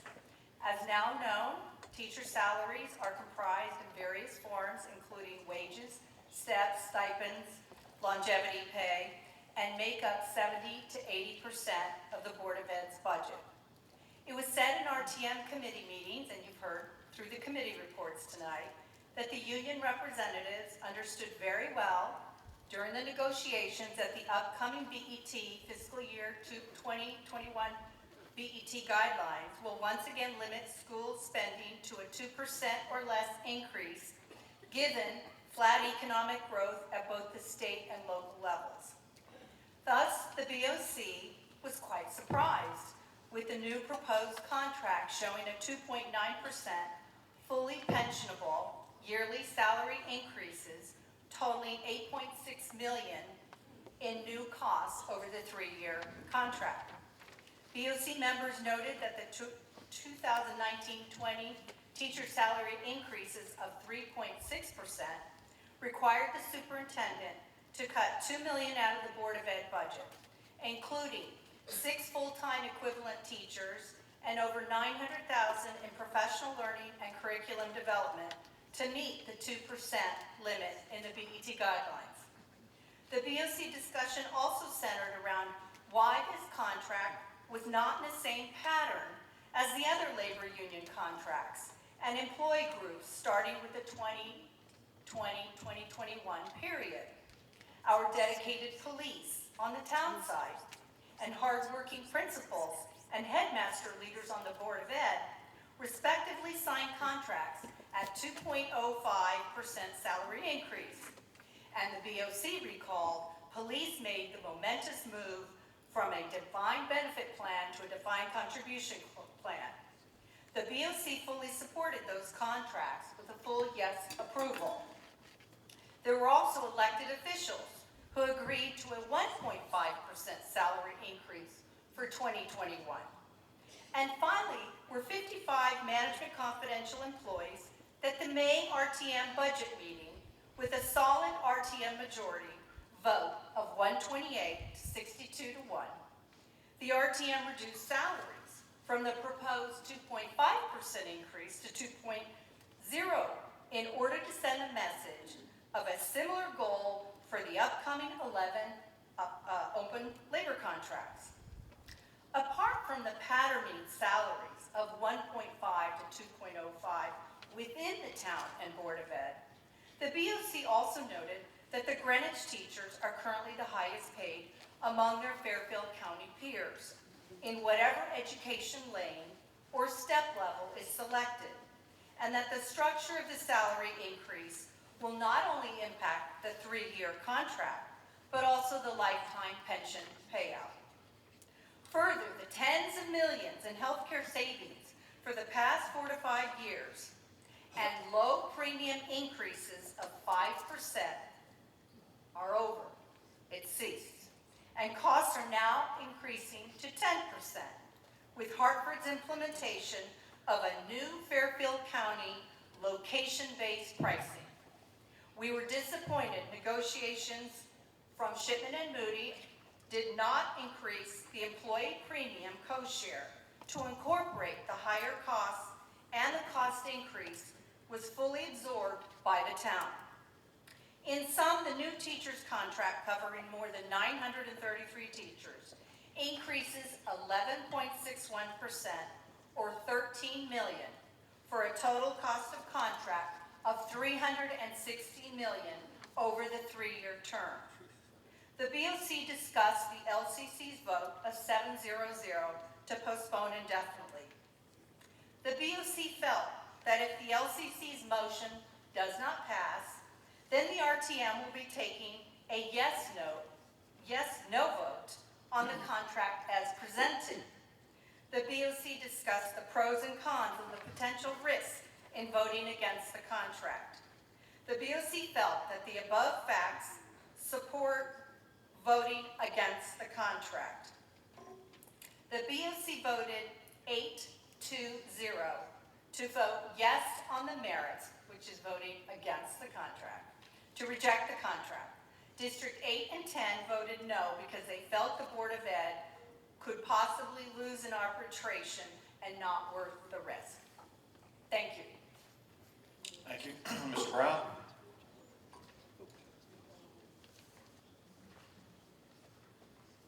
Mr. Moderator, Labor Contracts Committee makes a motion to postpone indefinitely. Thank you. That being offered on behalf of one of our committees, it does not require a second. Discussion on the motion to postpone item 15 indefinitely. All right. Once again, please understand the effect of a motion to postpone indefinitely is to switch yeses to nos and nos to yeses. If you want, and it is a motion to kill the item, so if you want to kill item 15 and allow the contract to take effect by operation of law, you should vote yes to postpone indefinitely. If you want to vote on the merits of the item, you should vote no. As the district chairs, please mark your voting cards. Labor Contracts Committee, motion to postpone item 15 indefinitely. Proceed to pull your delegation. Once again, we need to await the result of this, so I ask that you expedite the vote so that we can continue with our next call on. Here, just putting it up.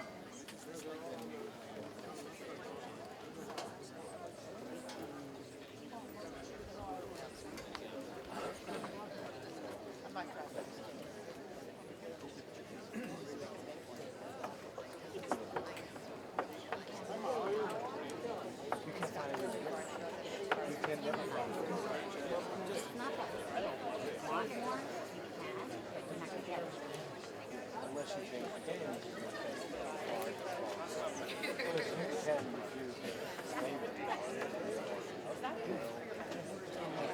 I know, I was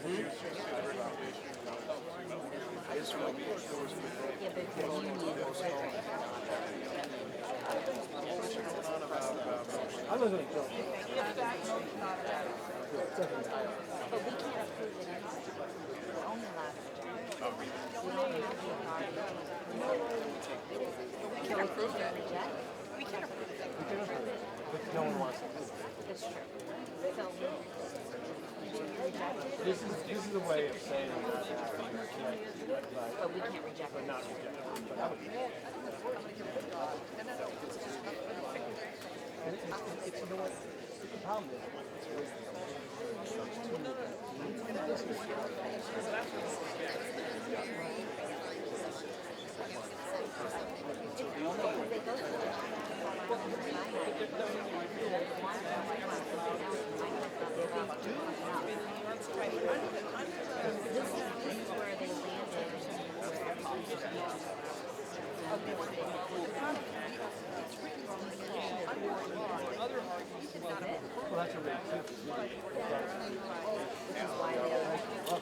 Anybody longing for the days of thumbs up and thumbs down?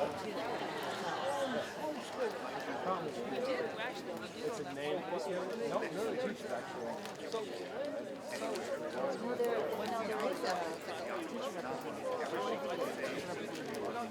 Yeah, that person was.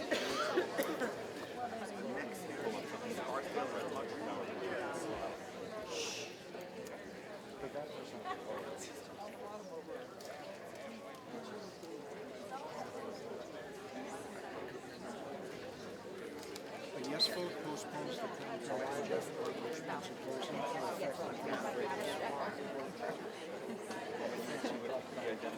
No was reject, but what if yes? I didn't want to approve it, so that's what I wanted to go. Technically, no was not to reject it.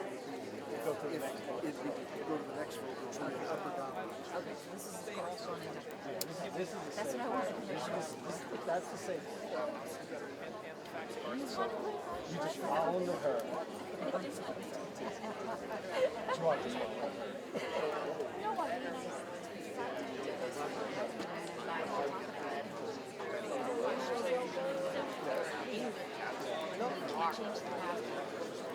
But actually, it will have to happen. Unless that's not what I'm saying.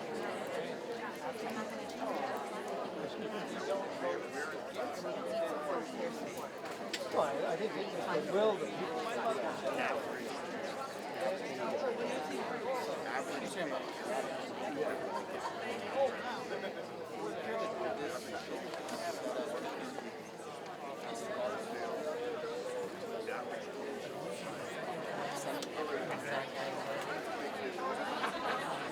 Yeah, every contract has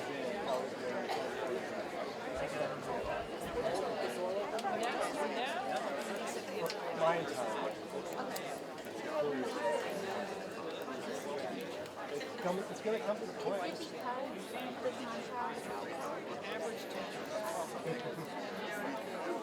That's what I'm trying to say. Yeah, that's what I'm saying. Now it's time to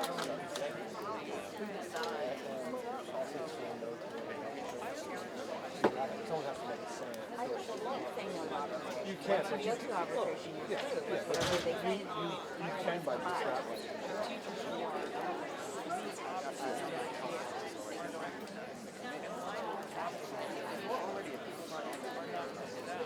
Yes. Why would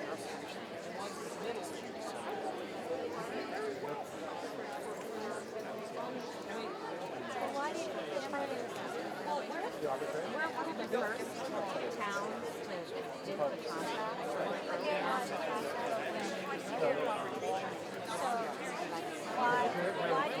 Why do you think we have other towns? Contracts that are nerds are higher than ours. One factor that's it's based on a whole bunch of stuff.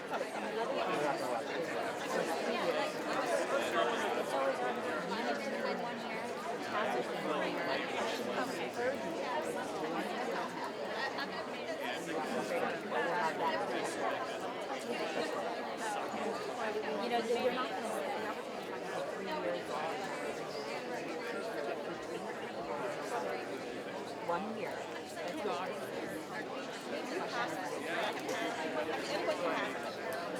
But the arbitrator could also say,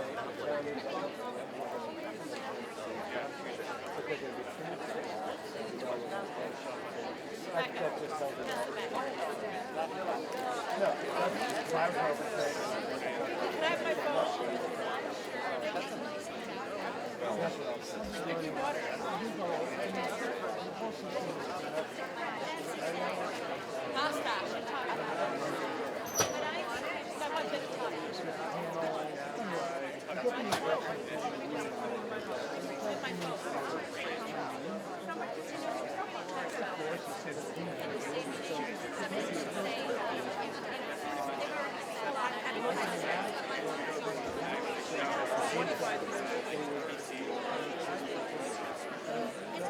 When you take it to arbitration, you really make sure that. Yeah, so I don't know how we ever break that cycle to become more in the middle. I'm just the way statute structure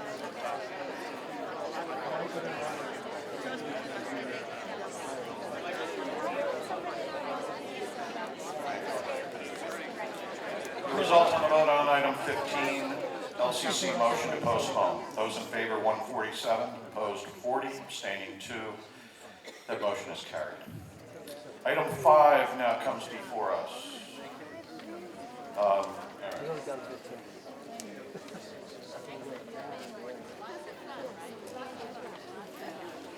This is postponed, so you want to describe this motion, Mr. Brown? It is now currently before us, but go ahead, describe what it is first. Mr. Moderator, all members, this is item 5 that resolves section Roman numeral B, G, be amended with the rules of the representative town meeting to replace the existing process to review the annual budget with a new process. It appears as it is on the call. Thank you. So it is currently before us, and we'll now take our reports. Mr. Brown, is this for the Governance Committee? Governance Committee. Yep. So the Governance Committee moved this item forward. It looked at, again, you've heard about the charge that the Governance Committee was given, and we had a lot of feedback on the budget review process. What and how does the RTM conduct its business in looking at and understanding the annual budget?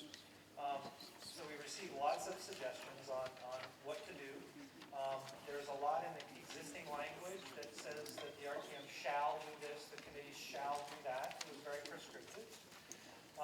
was seen as very onerous, with many, many meetings and lots of written reports, posted reports, that would occur throughout the 6 to 8 month time period. And then the interesting part is that literally nobody is following the existing process. So we said, aha, we have an opportunity. So we did some outreach, we received some input from the BOC. We wanted to provide greater guidance earlier in the process, being able to look at what's happening within the department, understand what their opportunities or challenges for the coming budget cycle are going to be, get to know them a little bit better and what their budget really is adding up to be. So starting that in the September time period, we wanted to improve the understanding of the department, like I said. We also wanted to look at reducing the, what we're seeing as onerous requirements for reporting.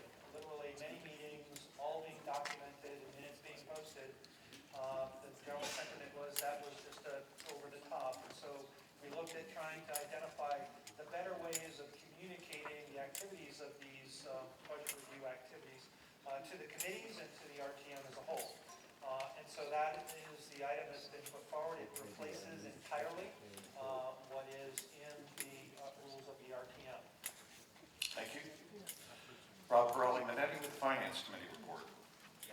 The Finance Committee took this up both in September and discussed it briefly again in this past month.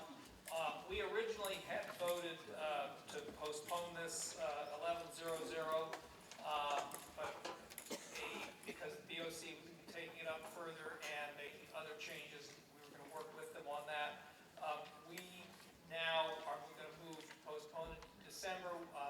There are plans in place for BOC and Finance to work together to improve language on this and try to make this work. I think the wholesale rewrite of this that was done really in the absence of input from either the Finance or the Budget overview committees is not appropriate, so we think that further work is necessary on this. Thank you. Kim Blank, the Education Committee report. We did not take this up at our October meeting. At our September meeting, there was some discussion about whether or not committees should have to publish reports to the website in April. But generally, we thought these guidelines made sense and noted that there is nothing preventing committees from providing more information than required. We thought the streamlined requirements made sense as it was better to have a process that is more likely to be followed than the old one. We voted 11-0-0 in favor of this with District 2 absent. Thank you. Patty Roberts with the Health and Human Services Committee report. We also did take this up in October and September. Our vote was 7-2-2. District 3 was absent. District 7 and 10 abstained as they needed more information, and District 1 and 2 thought it was too complicated. Thank you. Richard Newman, Town Services. Town Services, as we've said before, does not believe that the new rule follows the actual budget process. We took up a motion to refer the item to BOC and Finance. We did think that this draft was better than the current one, but not yet correct. As we've already heard, BOC and Finance is already planning on taking it up, so I don't know how you want me to handle this. Well, let's get the rest of the committee reports and figure out what's before us. Arlene Lamazzo with Public Works Committee report. We went through this and didn't seem to find anything that caused us any concern, so we voted 10-0-0, Districts 2 and 9 absent. Lucia Jansen, Budget Overview. The BOC had taken this up in September, we took it up again in October, and there's a lot missing in this budget process. We did not have involvement in this version that came to you from the Governance Committee. There are many modifications we'd like to make, and so we are going to later provide a motion to postpone to December so that we can jointly work with the Finance Committee to improve the budget process. Thank you. Andy Chapin, Parks and Rec. We took this up in September and then again in October. The vote was the same both times. The committee did not like this. It felt it was different committees worked in different manners and it was too restrictive.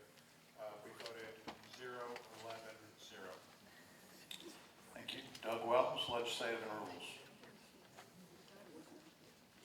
Our committee looked historically at this, just in terms of this being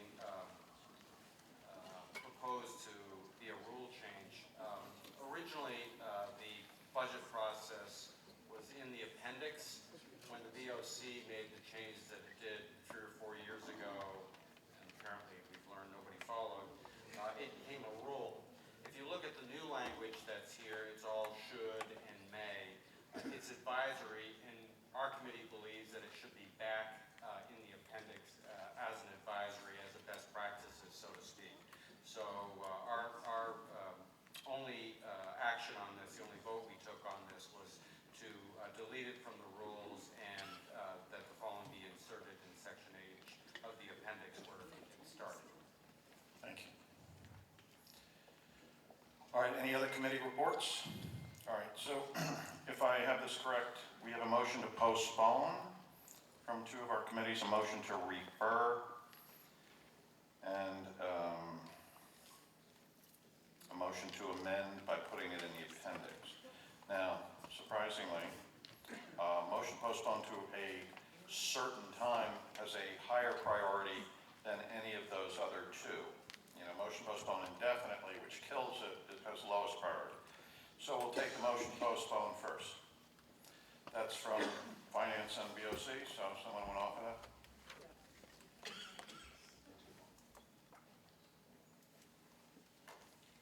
Okay, the BOC has a motion to postpone to the December RTM meeting. However, we are flexible. I'll speak on behalf of myself in terms of the date, and maybe it makes more sense to have it just to be a motion to refer with an open-ended date, but we do have a committee vote to motion to postpone to December. All right, so are you making that, or would you use your, Yes. or I do would have, you it's a use unanimous vote to motion. No, I know, but I'm sorry. But just as before, those with motions can agree among themselves what order they want to offer them. If they can't agree, we'll go by the list of priority. So if you're saying that you would use your discretion to allow the motion to refer to go first, you may do that. Oh, That's not going against your committee vote. Okay. You're exercising your discretion to. Okay, I will exercise my discretion and defer to my colleague from Town Services. I cede the floor to Town Services. All right, Mr. Newman, with a motion on behalf of Town Services. Town Services has a motion to refer the item to the BOC and Finance Committees for further review with no time limit. To both committees with no time limit for reporting back. All right. And that's not to make it open-ended. I understand. No, you don't have to I'm put a not time. restricting them to December. But it would then be up to them as to when they bring it back. Exactly. All right, that motion is offered on behalf of one of our committees and does not require a second. Discussion on the motion to refer item 5 to Finance and BOC. All right, this being procedural, I'll call for a voice vote in the first instance. If you are in favor of referring item 5 to Finance and BOC, you should vote in favor. If you are opposed and want to continue dealing with this tonight, you should vote no on this motion to refer. All those in favor of the motion to refer item 5 to Finance and BOC, please signify by saying aye. Aye. Opposed? The motion is carried. Item 5 has been disposed. Item 6 now comes before us.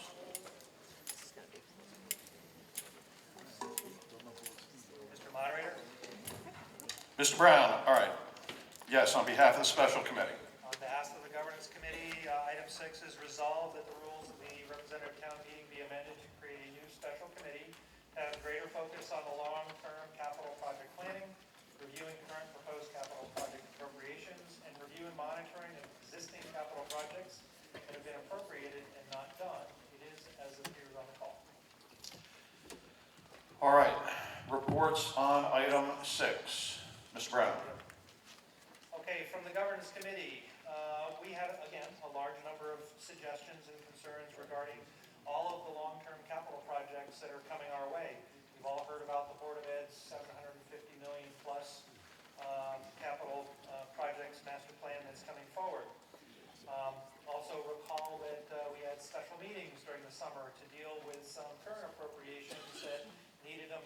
funding in order to finish roofs at Julian Curtis School.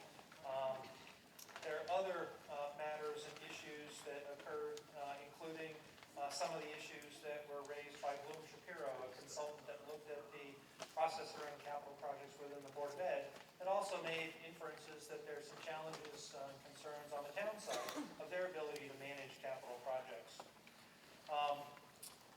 Understanding that the Finance Committee, under our current rules, has oversight over the capital appropriations, and we're not proposing that change necessarily. But certainly with this tsunami of capital projects that are building, we need a better job. The Governance Committee felt that we need a better group focused on capital and not distracted by other things to shepherd us through this process as best we can. And that's to do those three things that I talked about. One, better long-term planning, get the 10, 15-year capital plan better, more robust and accurate in its timing and detail. Also looking at existing appropriations that we have coming through in a current year budget and having input on that process. And most importantly, once we appropriate the monies for these capital projects, the RTM has little to no activity in monitoring what's gotten done. And we know there's hundreds of millions of dollars of capital projects that have been appropriated that aren't done yet. And so one of the questions is, well, why are they sitting? Why aren't they moving? When we get them faster, it was a priority, very urgent to get them done right away, but they may not be moving at the pace we all would think.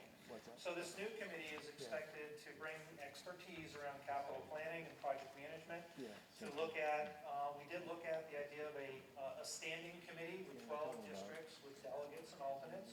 I felt a special committee that would be made up of representatives of each of the standing committees that have capital oversight or capital projects in their domain, in their purview, plus some members identified by the moderator, again, to focus on this. And they would be providing input, and the results of their activities would go back to their standing committees and also to the RTM. So the communication pathway was going to be that way. But the real focus was on looking for specialized skills in the capital planning and capital monitoring, project management areas, not kind of a general person to serve.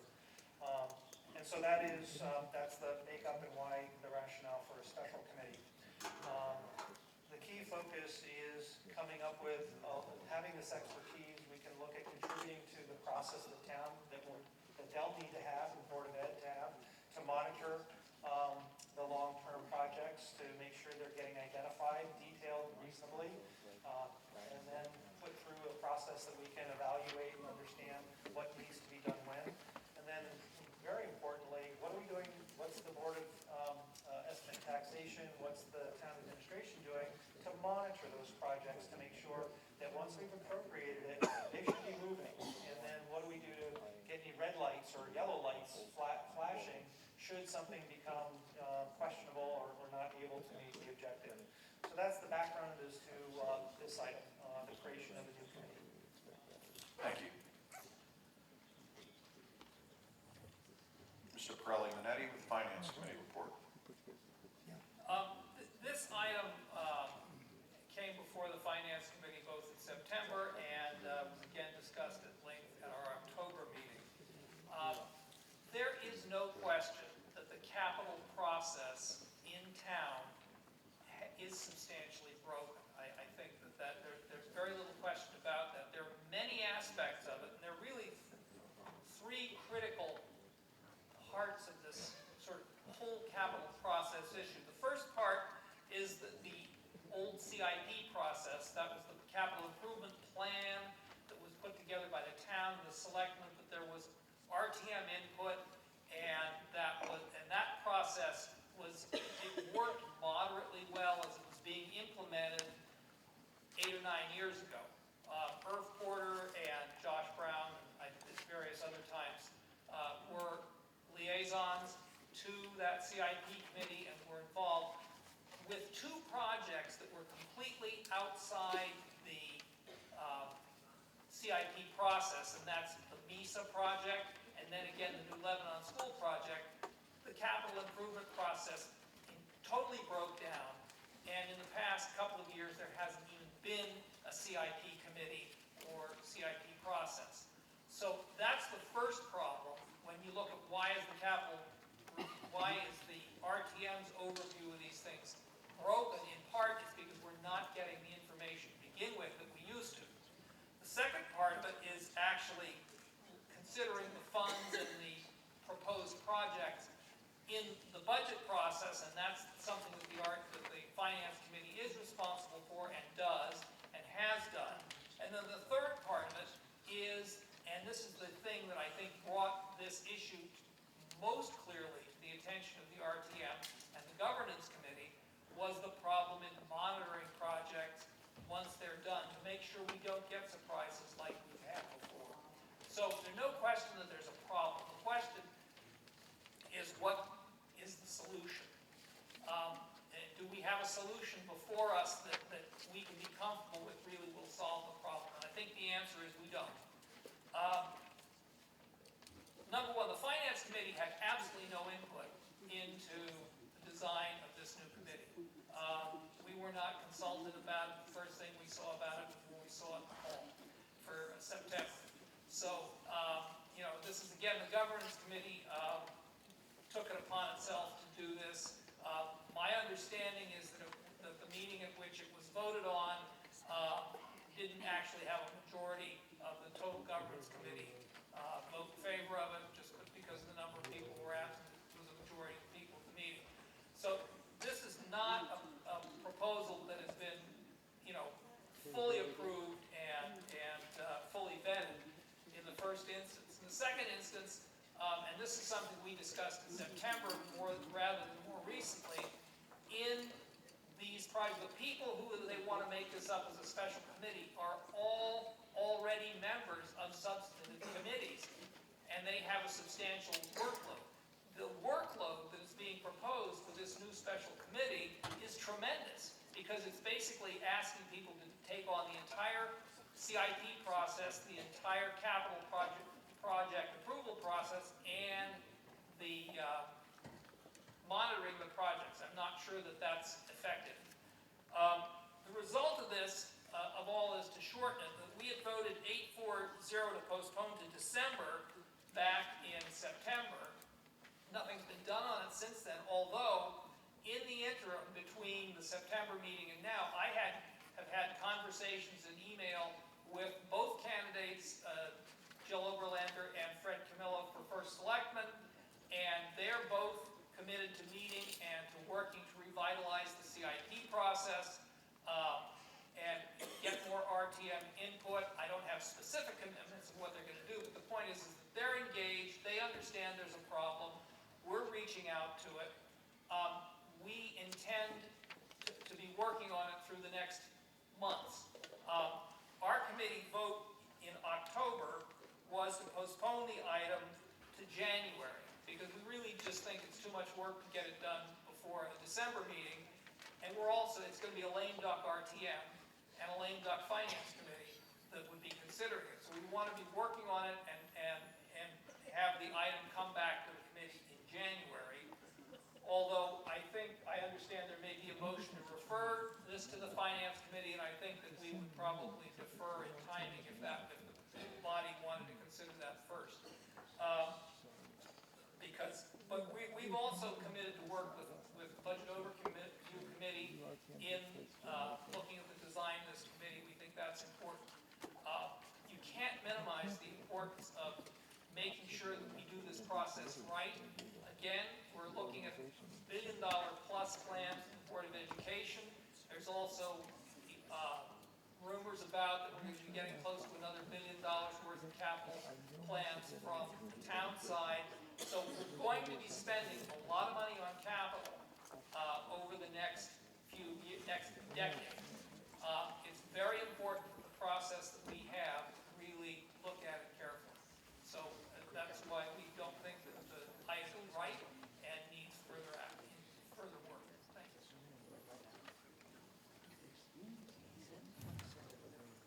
Lucia Jansen, BOC.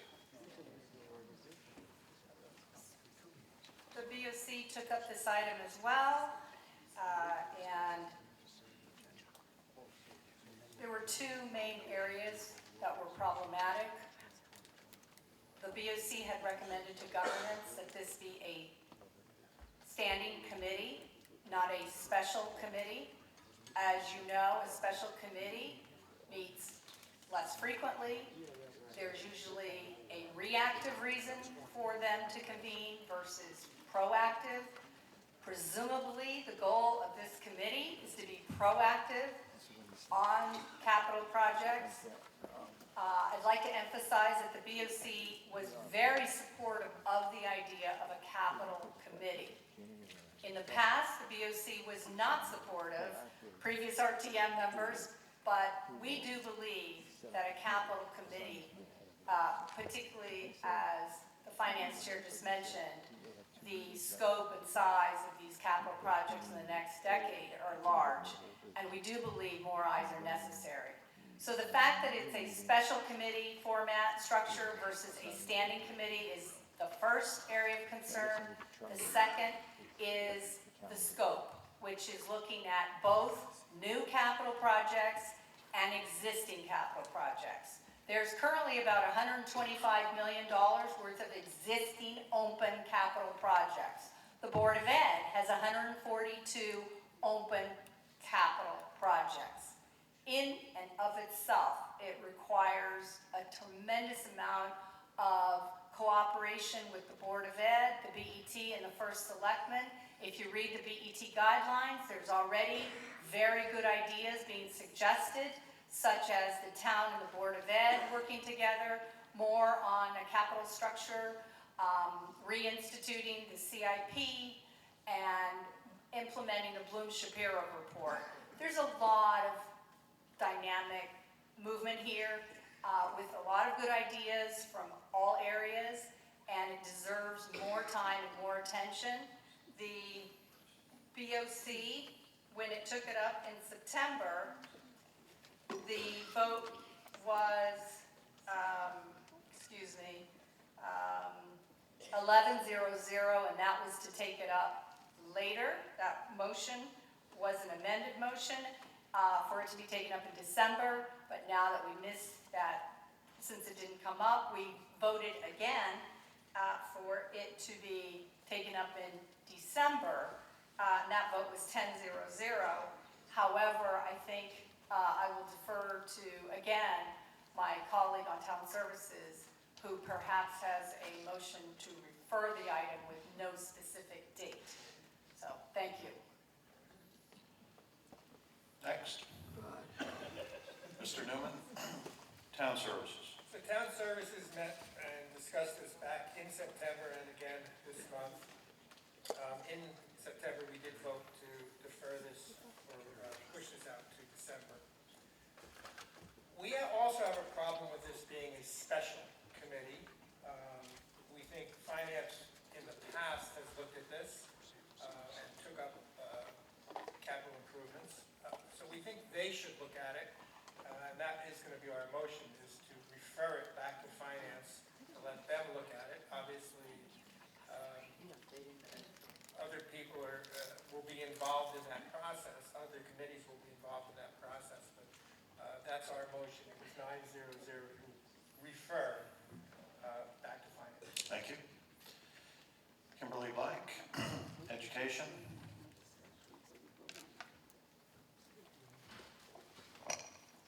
We did not take this up again at our October meeting. At our September meeting, we voted in favor with a vote of 11-0-0, District 2 absent. Discussion centered around how this committee might be different than the Finance and the Budget Overview Committees.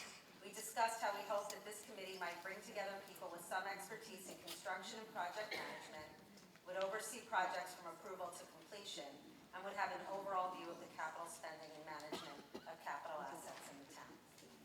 Thank you. Why don't all the district chairs just move closer to the mic so we don't have to wait for the walk?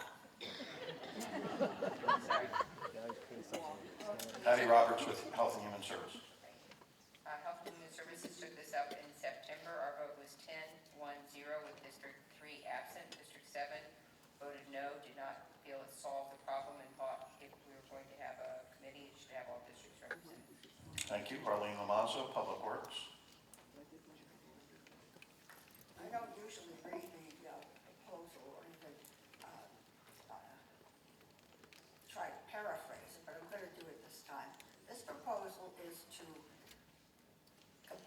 committee of 9 members and 9 alternates taken from our existing standing committees, with 2 at-large members appointed by the moderator. Last September, we voted 10 in favor, 1 opposed. This time, we discussed it in much greater depth. Our vote now is 4 in favor, 6 opposed. Districts 1, 3, 5, 8, 10, and 11 voted no.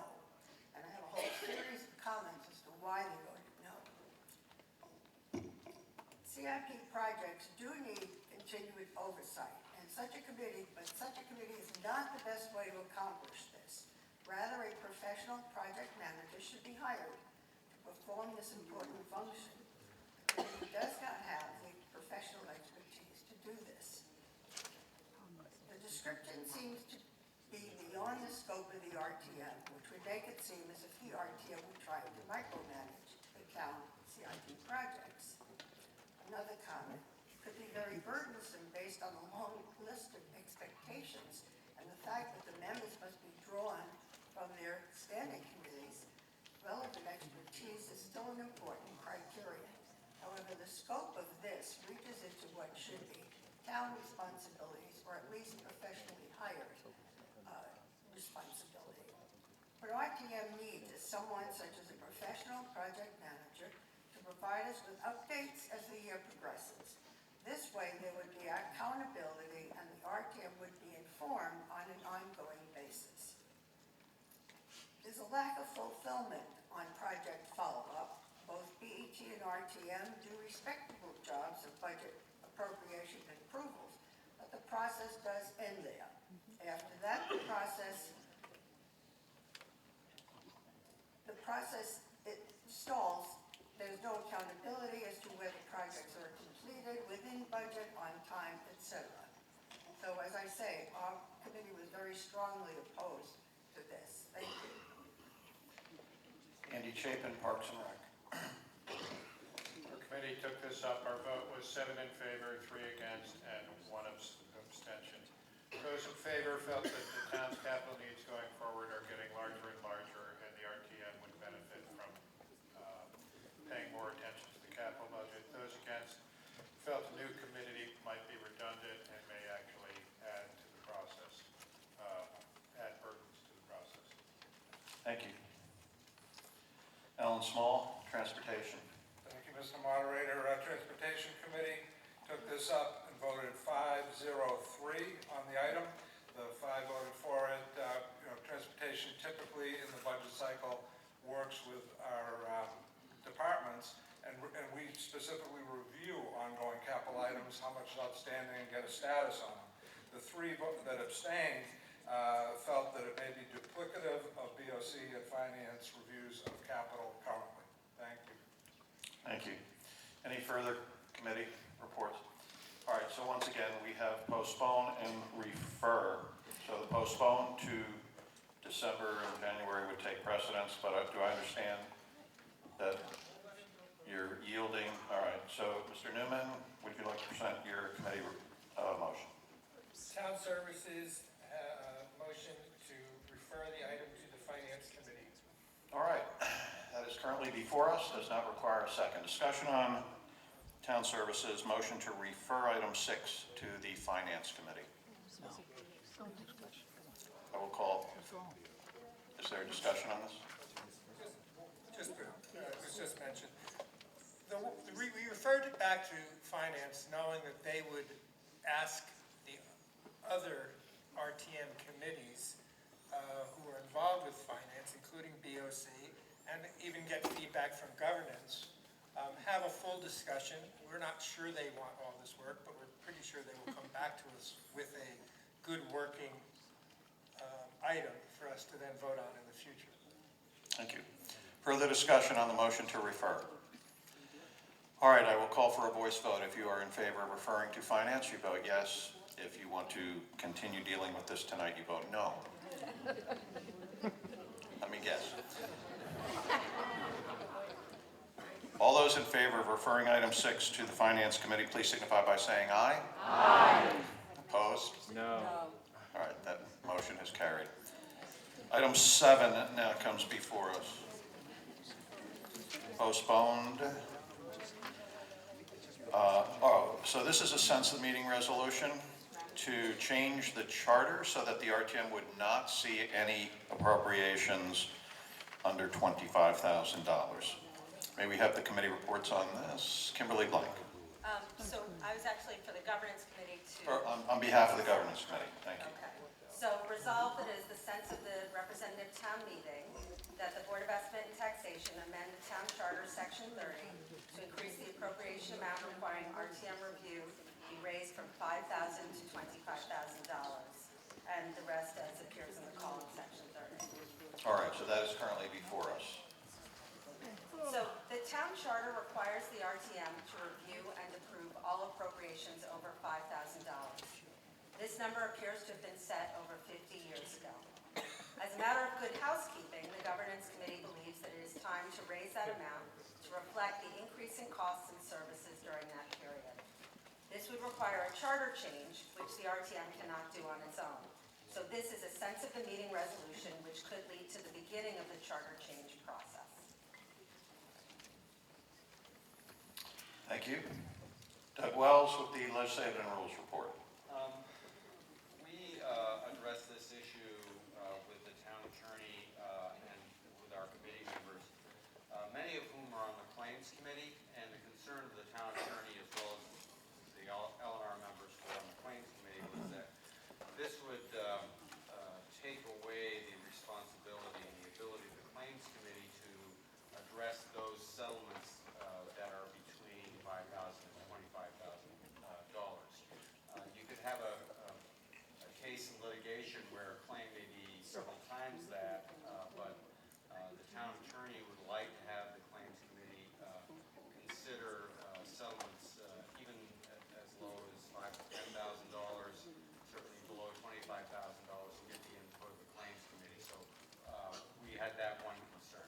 The other concern that we had is that apparently the Governance Committee did some research and that there weren't really that many items that have come to us that are between this $5,000 and $25,000 number. So I'm not sure that this is a solution for a problem that exists.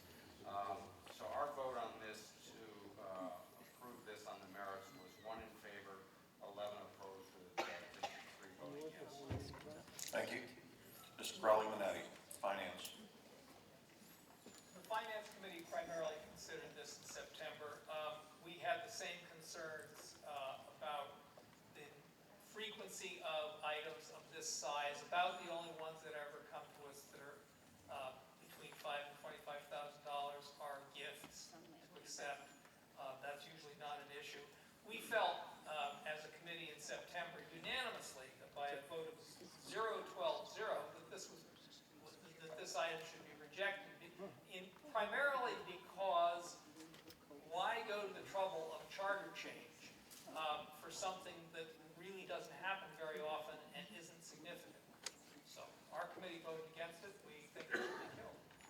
Well, just so everybody is aware, that frequency of it coming before us refers to the full RTM, but it comes, the Claims Committee deals with quite a few of these matters. But we don't have a problem with that. No, I understand that, and the town attorney and members of the Claims Committee don't want to change that. So, all right. Lucia Jansen, BOC. BOC took up this item with fresh eyes since the previous vote was taken with misinformation. The proposed governance committee change is to allow departments seeking an interim appropriation to have a higher threshold. Josh Brown came to us from governance that he examined the RTM's historical records, and except for the claims committee, there really aren't interim appropriations of this size to the RTM. The BOC agreed to increase the threshold amount to account for inflation, but felt $25,000 was excessive. We made a motion that will be presented later on the item. The BOC vote on that motion was 9-1-0 to increase the threshold from 5 to 10K. All right, so I guess that's the time now.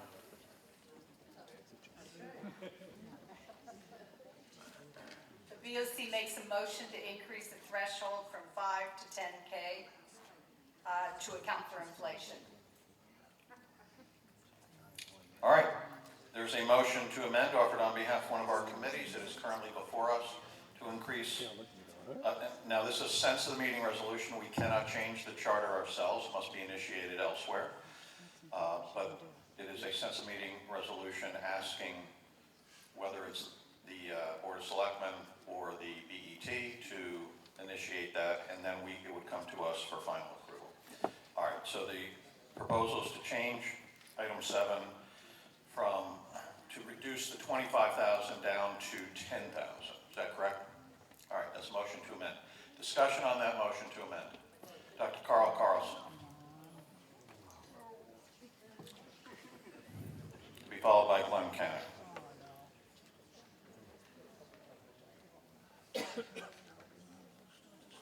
Mr. Moderator, members of the RTM, on inspection of item number 7, I was not friendly to the proposal originally put because I thought the RTM was giving away some of its power.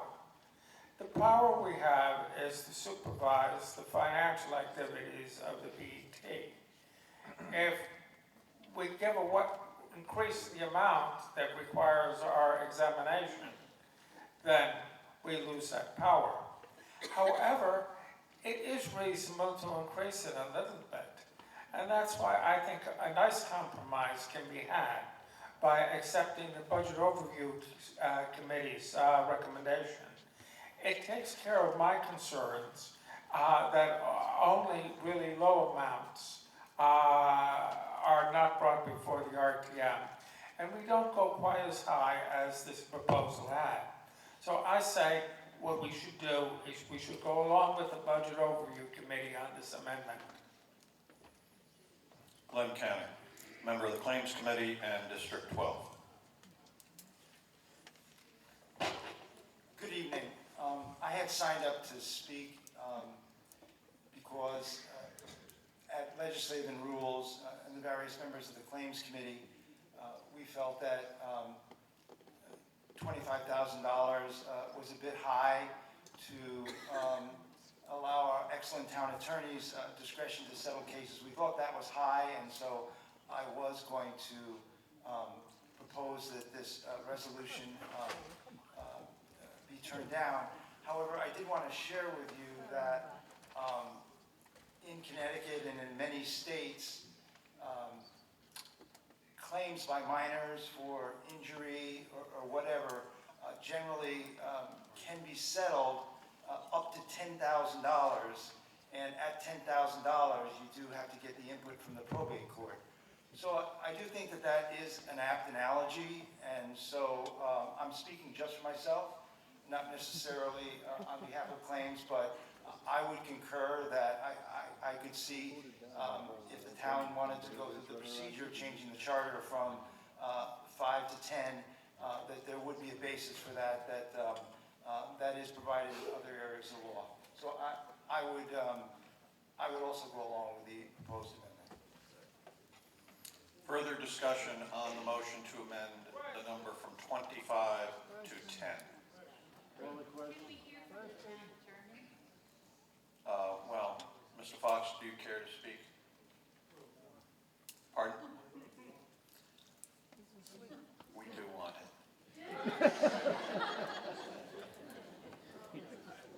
Thank you.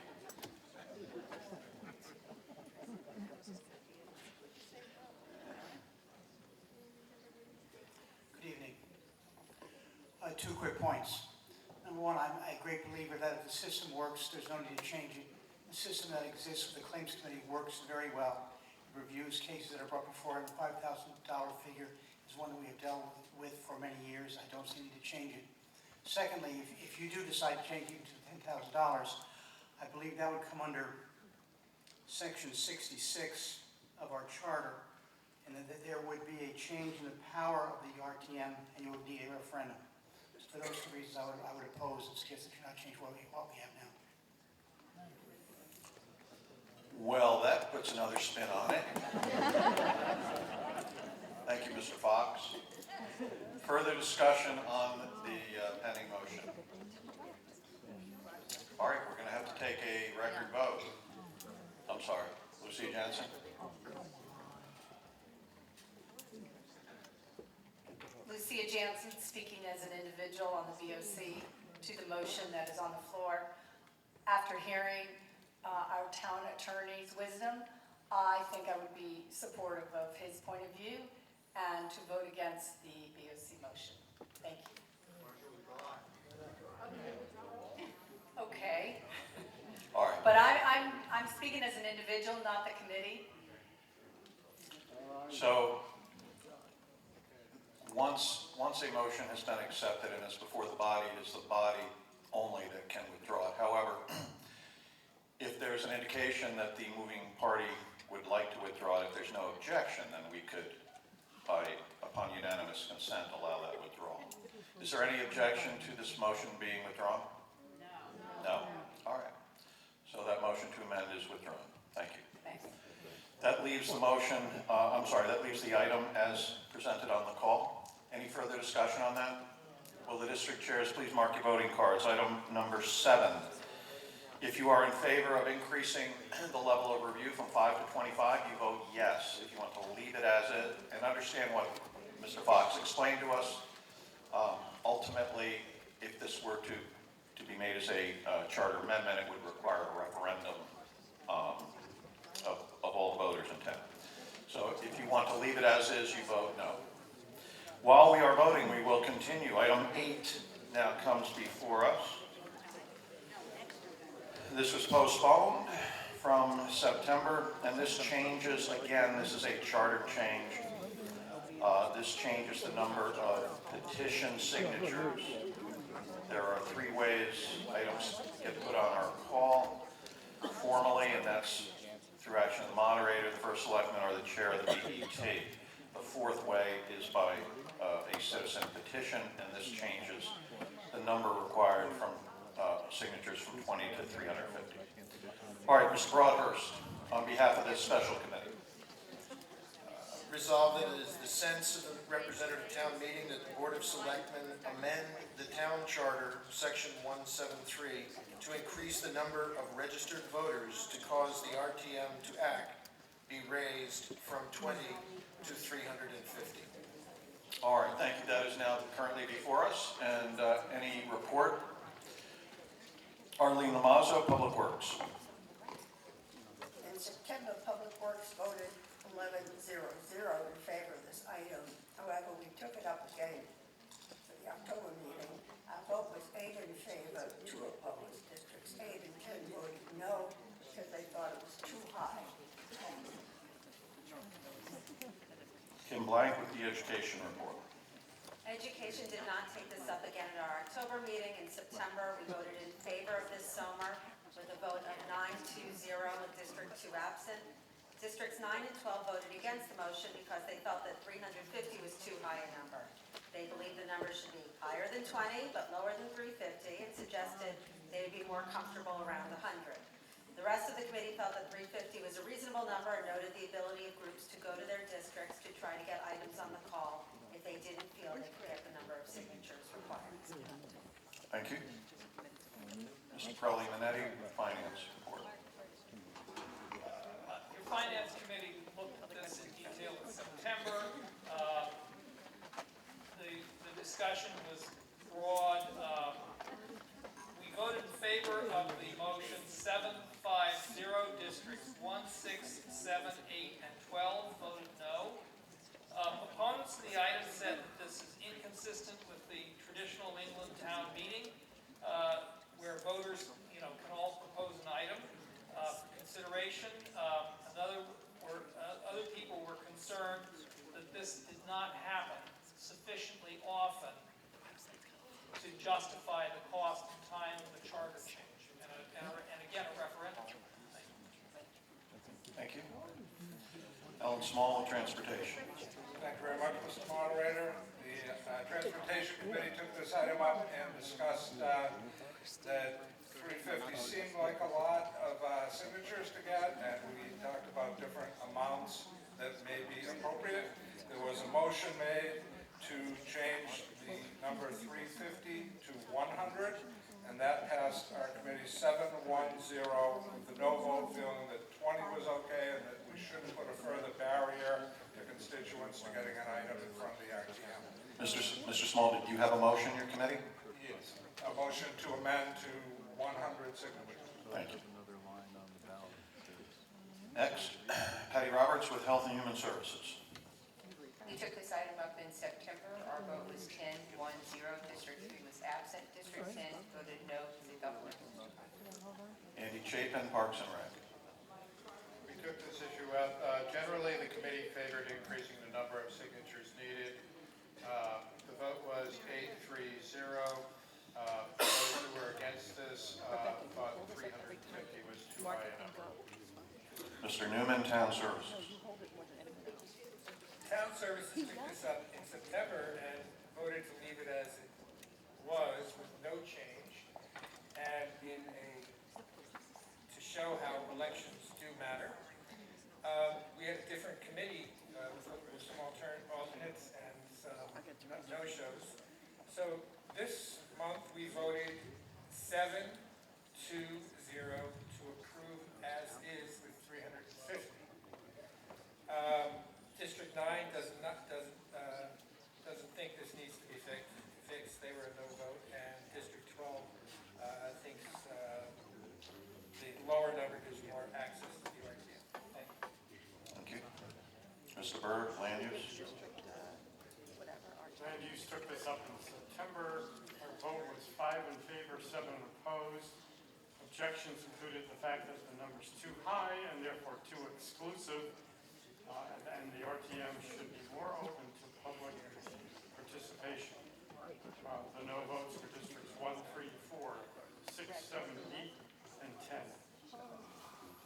Lucia Jansen, Budget Overview. The BOC retook this vote from previous month's vote. There was considerable dialogue on the appropriate number of signatures. The BOC conceptually liked the idea of increasing from 20 to 350 with the logic of 1% of registered voters is the reason for the 350. However, there was an opposing view and a motion was made by District 2 to lower the threshold to 175 required signatures, but that failed by a vote of 4-6-0. So a new motion was made to accept the item as presented, and the BOC voted 9-1-0. District 1 and 10 absent. District 6 voted no, felt the threshold should be lower. Thank you. Doug Wells, Legislative Rules. We took up the item. We took a couple of motions to see if we could arrive at a number that seemed to make sense. Most everybody felt that 350 was too high. We first voted on 50 being the number. That failed 5-7. We then went to 100. That failed 6-6.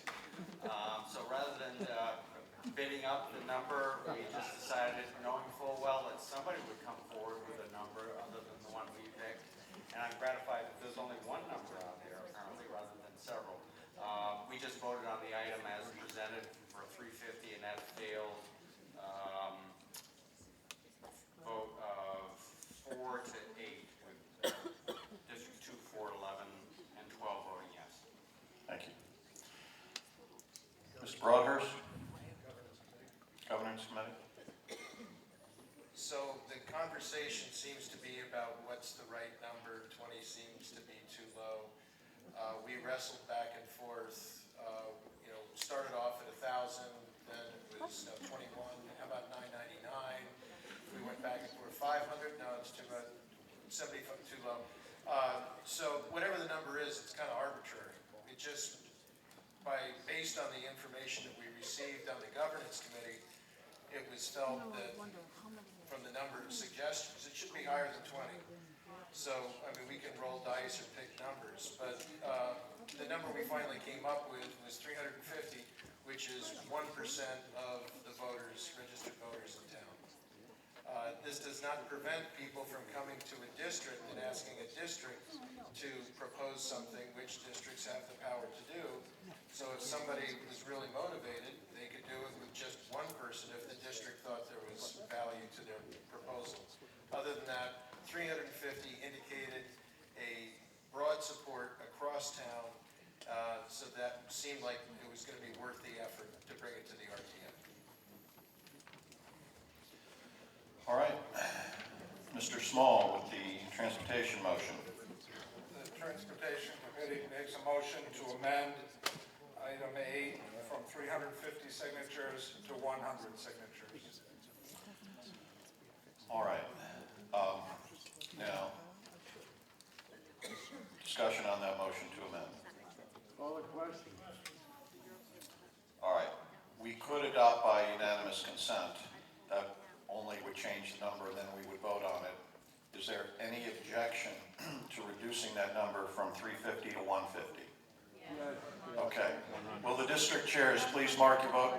We're going to vote on the Transportation Committee motion to amend item 8 by reducing the suggested number of signatures from 350 to 150. I'm sorry, what? Oh, 100. 100, okay. From 350 to 100. That is what we are voting on, just the motion to amend. We will then, regardless of what happens on this vote, we still have another vote whether to adopt any change. So, right now, should that number for item 8 go from 350 to 100 signatures? You want to change the 350 to 100, you vote yes. You want to leave it at 350? For our later vote on the merits, you vote no. So will the district chairs please conduct the vote on the motion to amend? We will need to await the resolution of this vote before we can proceed to take a final vote on item 8. I do have the result of the vote on item 7. This was the proposed change of RTM jurisdiction through sense of the meeting resolution from 5,000 to 25,000. Those in favor, 14, opposed 147, abstaining 1. That item has failed.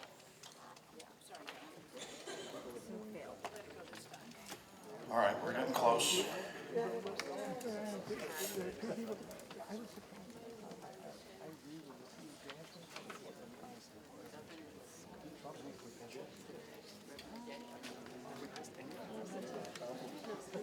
Governance.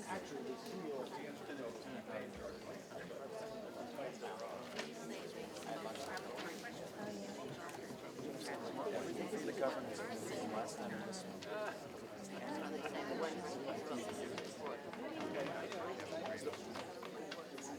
If you want to leave it at 20, you should vote no. Now, remember, this, of course, is a sense of the meeting resolution, and nothing we do tonight could change it. But we are, if we adopt this, we are asking the Board of Selectmen to initiate this change and bring it back to us so it can be finalized. All right? Item 9 now comes before us. This was postponed again. And this is a housekeeping thing about how we fill vacancies during the term. Is there someone from the committee? Ms. Fruman, on behalf of the Governance Committee. Yes, on behalf of the Governance Committee, resolved that as a sense of the representative town meeting, that the Board of Selectmen amend the town charter, section 171, to remove the requirement for the remaining district members to notice the town clerk when a vacancy exists. The rest is as it appears in the call. All right, do we have any committee reports on this? I'd like to talk to it for a second. Okay. This is really only housekeeping.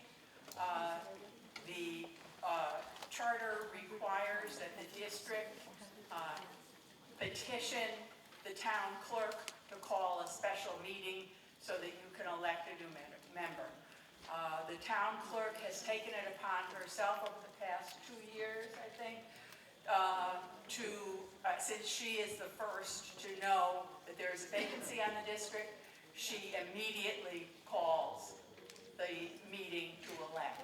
And it's a much more efficient method of doing it, and it works beautifully, so this is just housekeeping. Thank you. Mr. Wells, the Legislative and Rules Report. Yes, as mentioned, this just conforms the rule to what is actually happening. Our vote on this was 12-0-0. We did note some minor language changes that were necessary.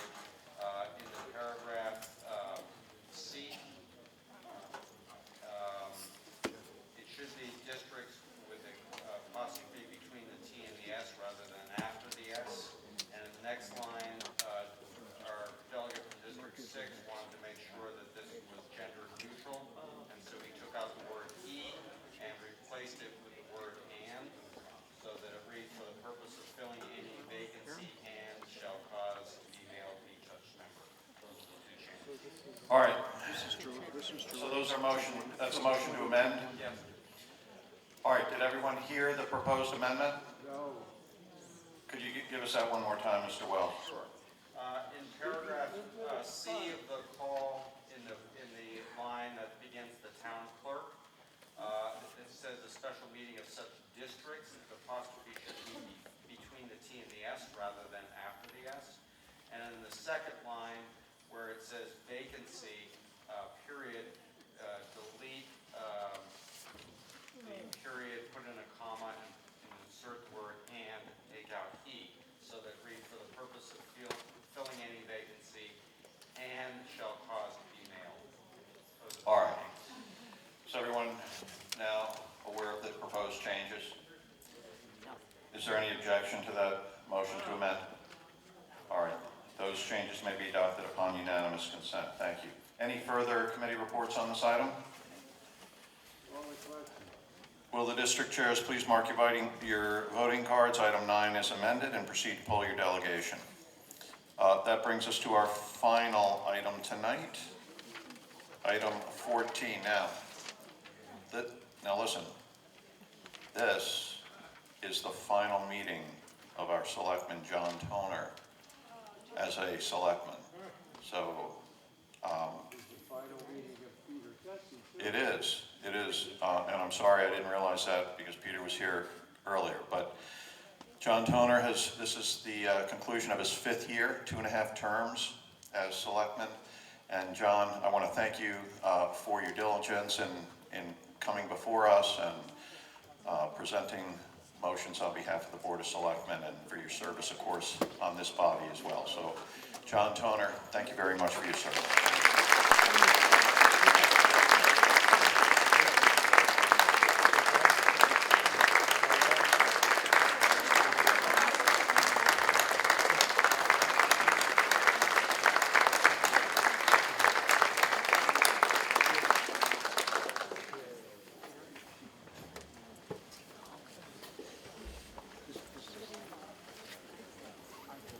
Thank you all very much.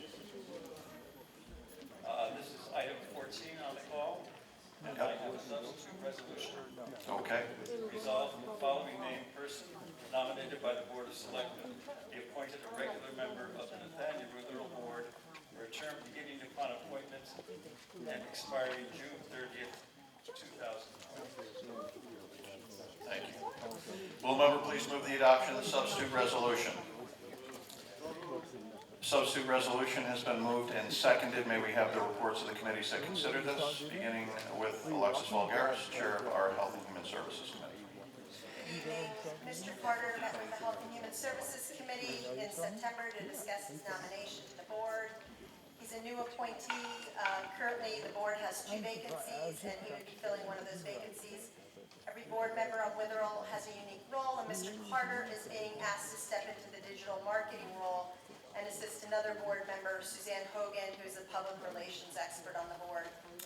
Professionally, he's had a very long career in advertising and marketing. He's worked with Young and Rubicon, Time, Hearst Media, and he's also founded 2 startup companies. His role is to really work on the website, news releases. He wants to look at the Facebook page, which hasn't been updated in a while, and he also hopes to help Witherell rebrand itself because, as you know, they lost their 5-star rating and they've been trying to get that back. Our vote was 11-0-0 with District 3 absent. Thank you. Thank you. John Eddy with the Appointments Committee report. Thank you, Mr. Moderator. Won't you bear with me a second while I get my report here? This is mine, this is a petitioning the district, sort of housekeeping. Mr. Carter was nominated to succeed Dr. Elizabeth Sidorides, who has served since April 2016. Most of the information that we have, folks, are very similar to what Alexis has provided to us. The vote on this by the Appointments Committee was 11-0-0, District 10 absent.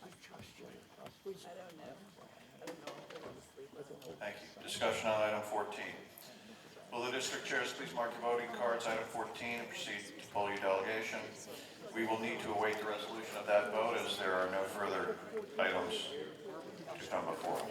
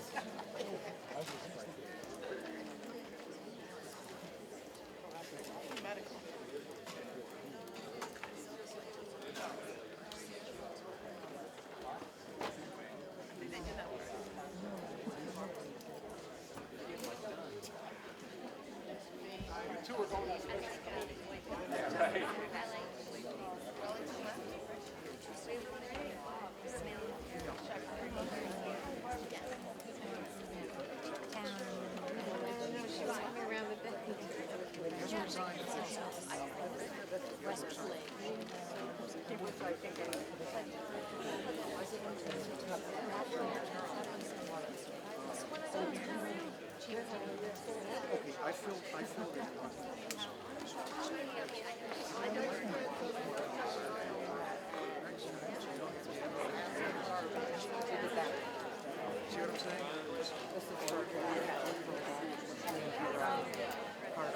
For December. Because all our new members are there.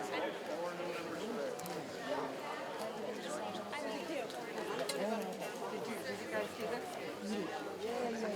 Oh, okay. I don't know if they were.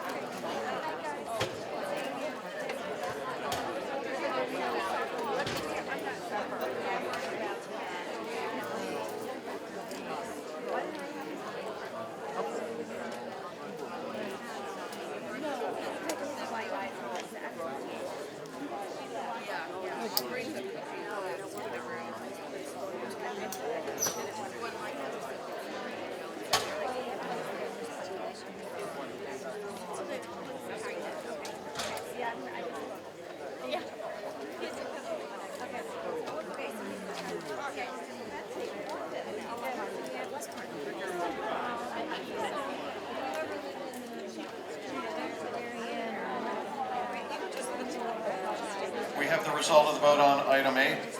As amended, this was to increase the number of signatures from 20 to 100. Those in favor, 71. Opposed, 75. Abstaining, 0. That item has failed.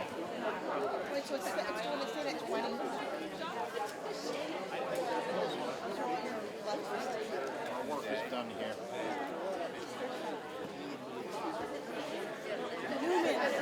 Are you finding anything? No. Are you finding this?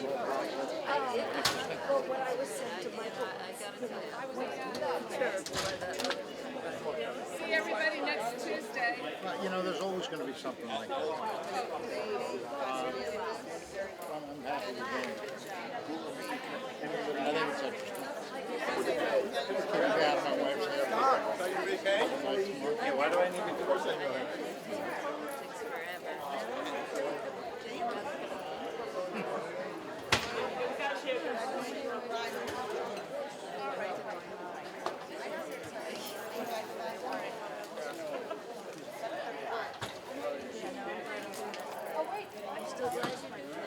Yeah. It was a long one. I'm sorry, not Bob. Rob, yeah.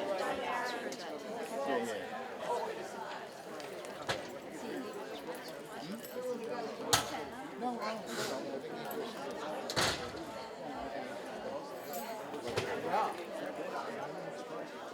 while. Scott tonight or Jim? Yes. Happy Thanksgiving. Thank you. Yeah, definitely. Happy Thanksgiving, Mary. Thank you. You too. Wow. I'm Jeff Brumline. I didn't really get a chance. Yeah, because we don't meet tonight, Jeff. How are you? No. There's no November meeting. Next meeting is December 5th. I'm glad you're doing this. Well, happy to be here. It's very interesting, actually. Yeah, that the gentleman came to our meeting Thursday. I like how it's called. I actually wanted to do this for a long time. I didn't know. When I first moved back from the city, His son actually pursue it. I didn't know it was coming out. What do you call it? List and stuff like that. But I didn't remember. But he seems to be very interested. that was here. And so he's already filled his paperwork for the right environment. The reason I was at I actually did a switcheroo Now people to make that happen. So we're all interchangeable. And so we took the guy that sits in the back 5 and me, the guy that sits in the back 4. We met at exit 4. He took his stuff, put it on 3. I put mine on 5 so that I could go to the meeting. Yeah, and then unfortunately we got a call right at the time I was supposed to speak, so I never really got a chance to hear anything I had to say. So it worked out. Oh, okay. Yeah, they go. All of them?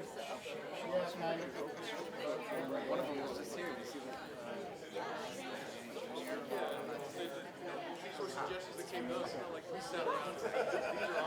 All right, we have the vote on item 9, which is the housekeeping change on vacancies. Those in favor, 131, opposed 4, abstaining 0. That item has carried. I just happen to know there's about 7,000 of them. They all. All right, see you later. Thanks. You're welcome. Have a good one. See you later. I'm gonna try. I'm not technically sighted. I took the audio.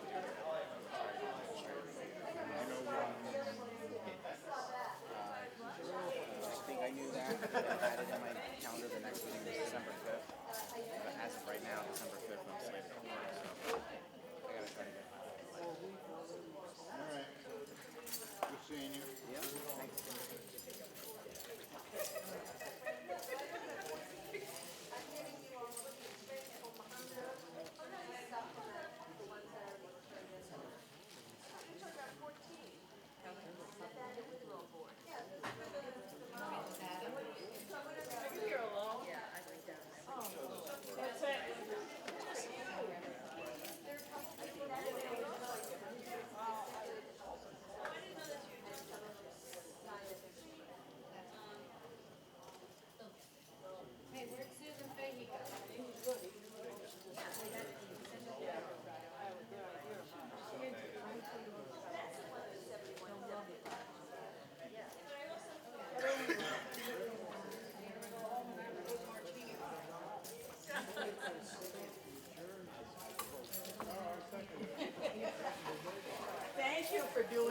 We have the result of the vote on item 14, the appointment of Mr. Carter. Those in favor, 124, opposed 0, abstaining 0.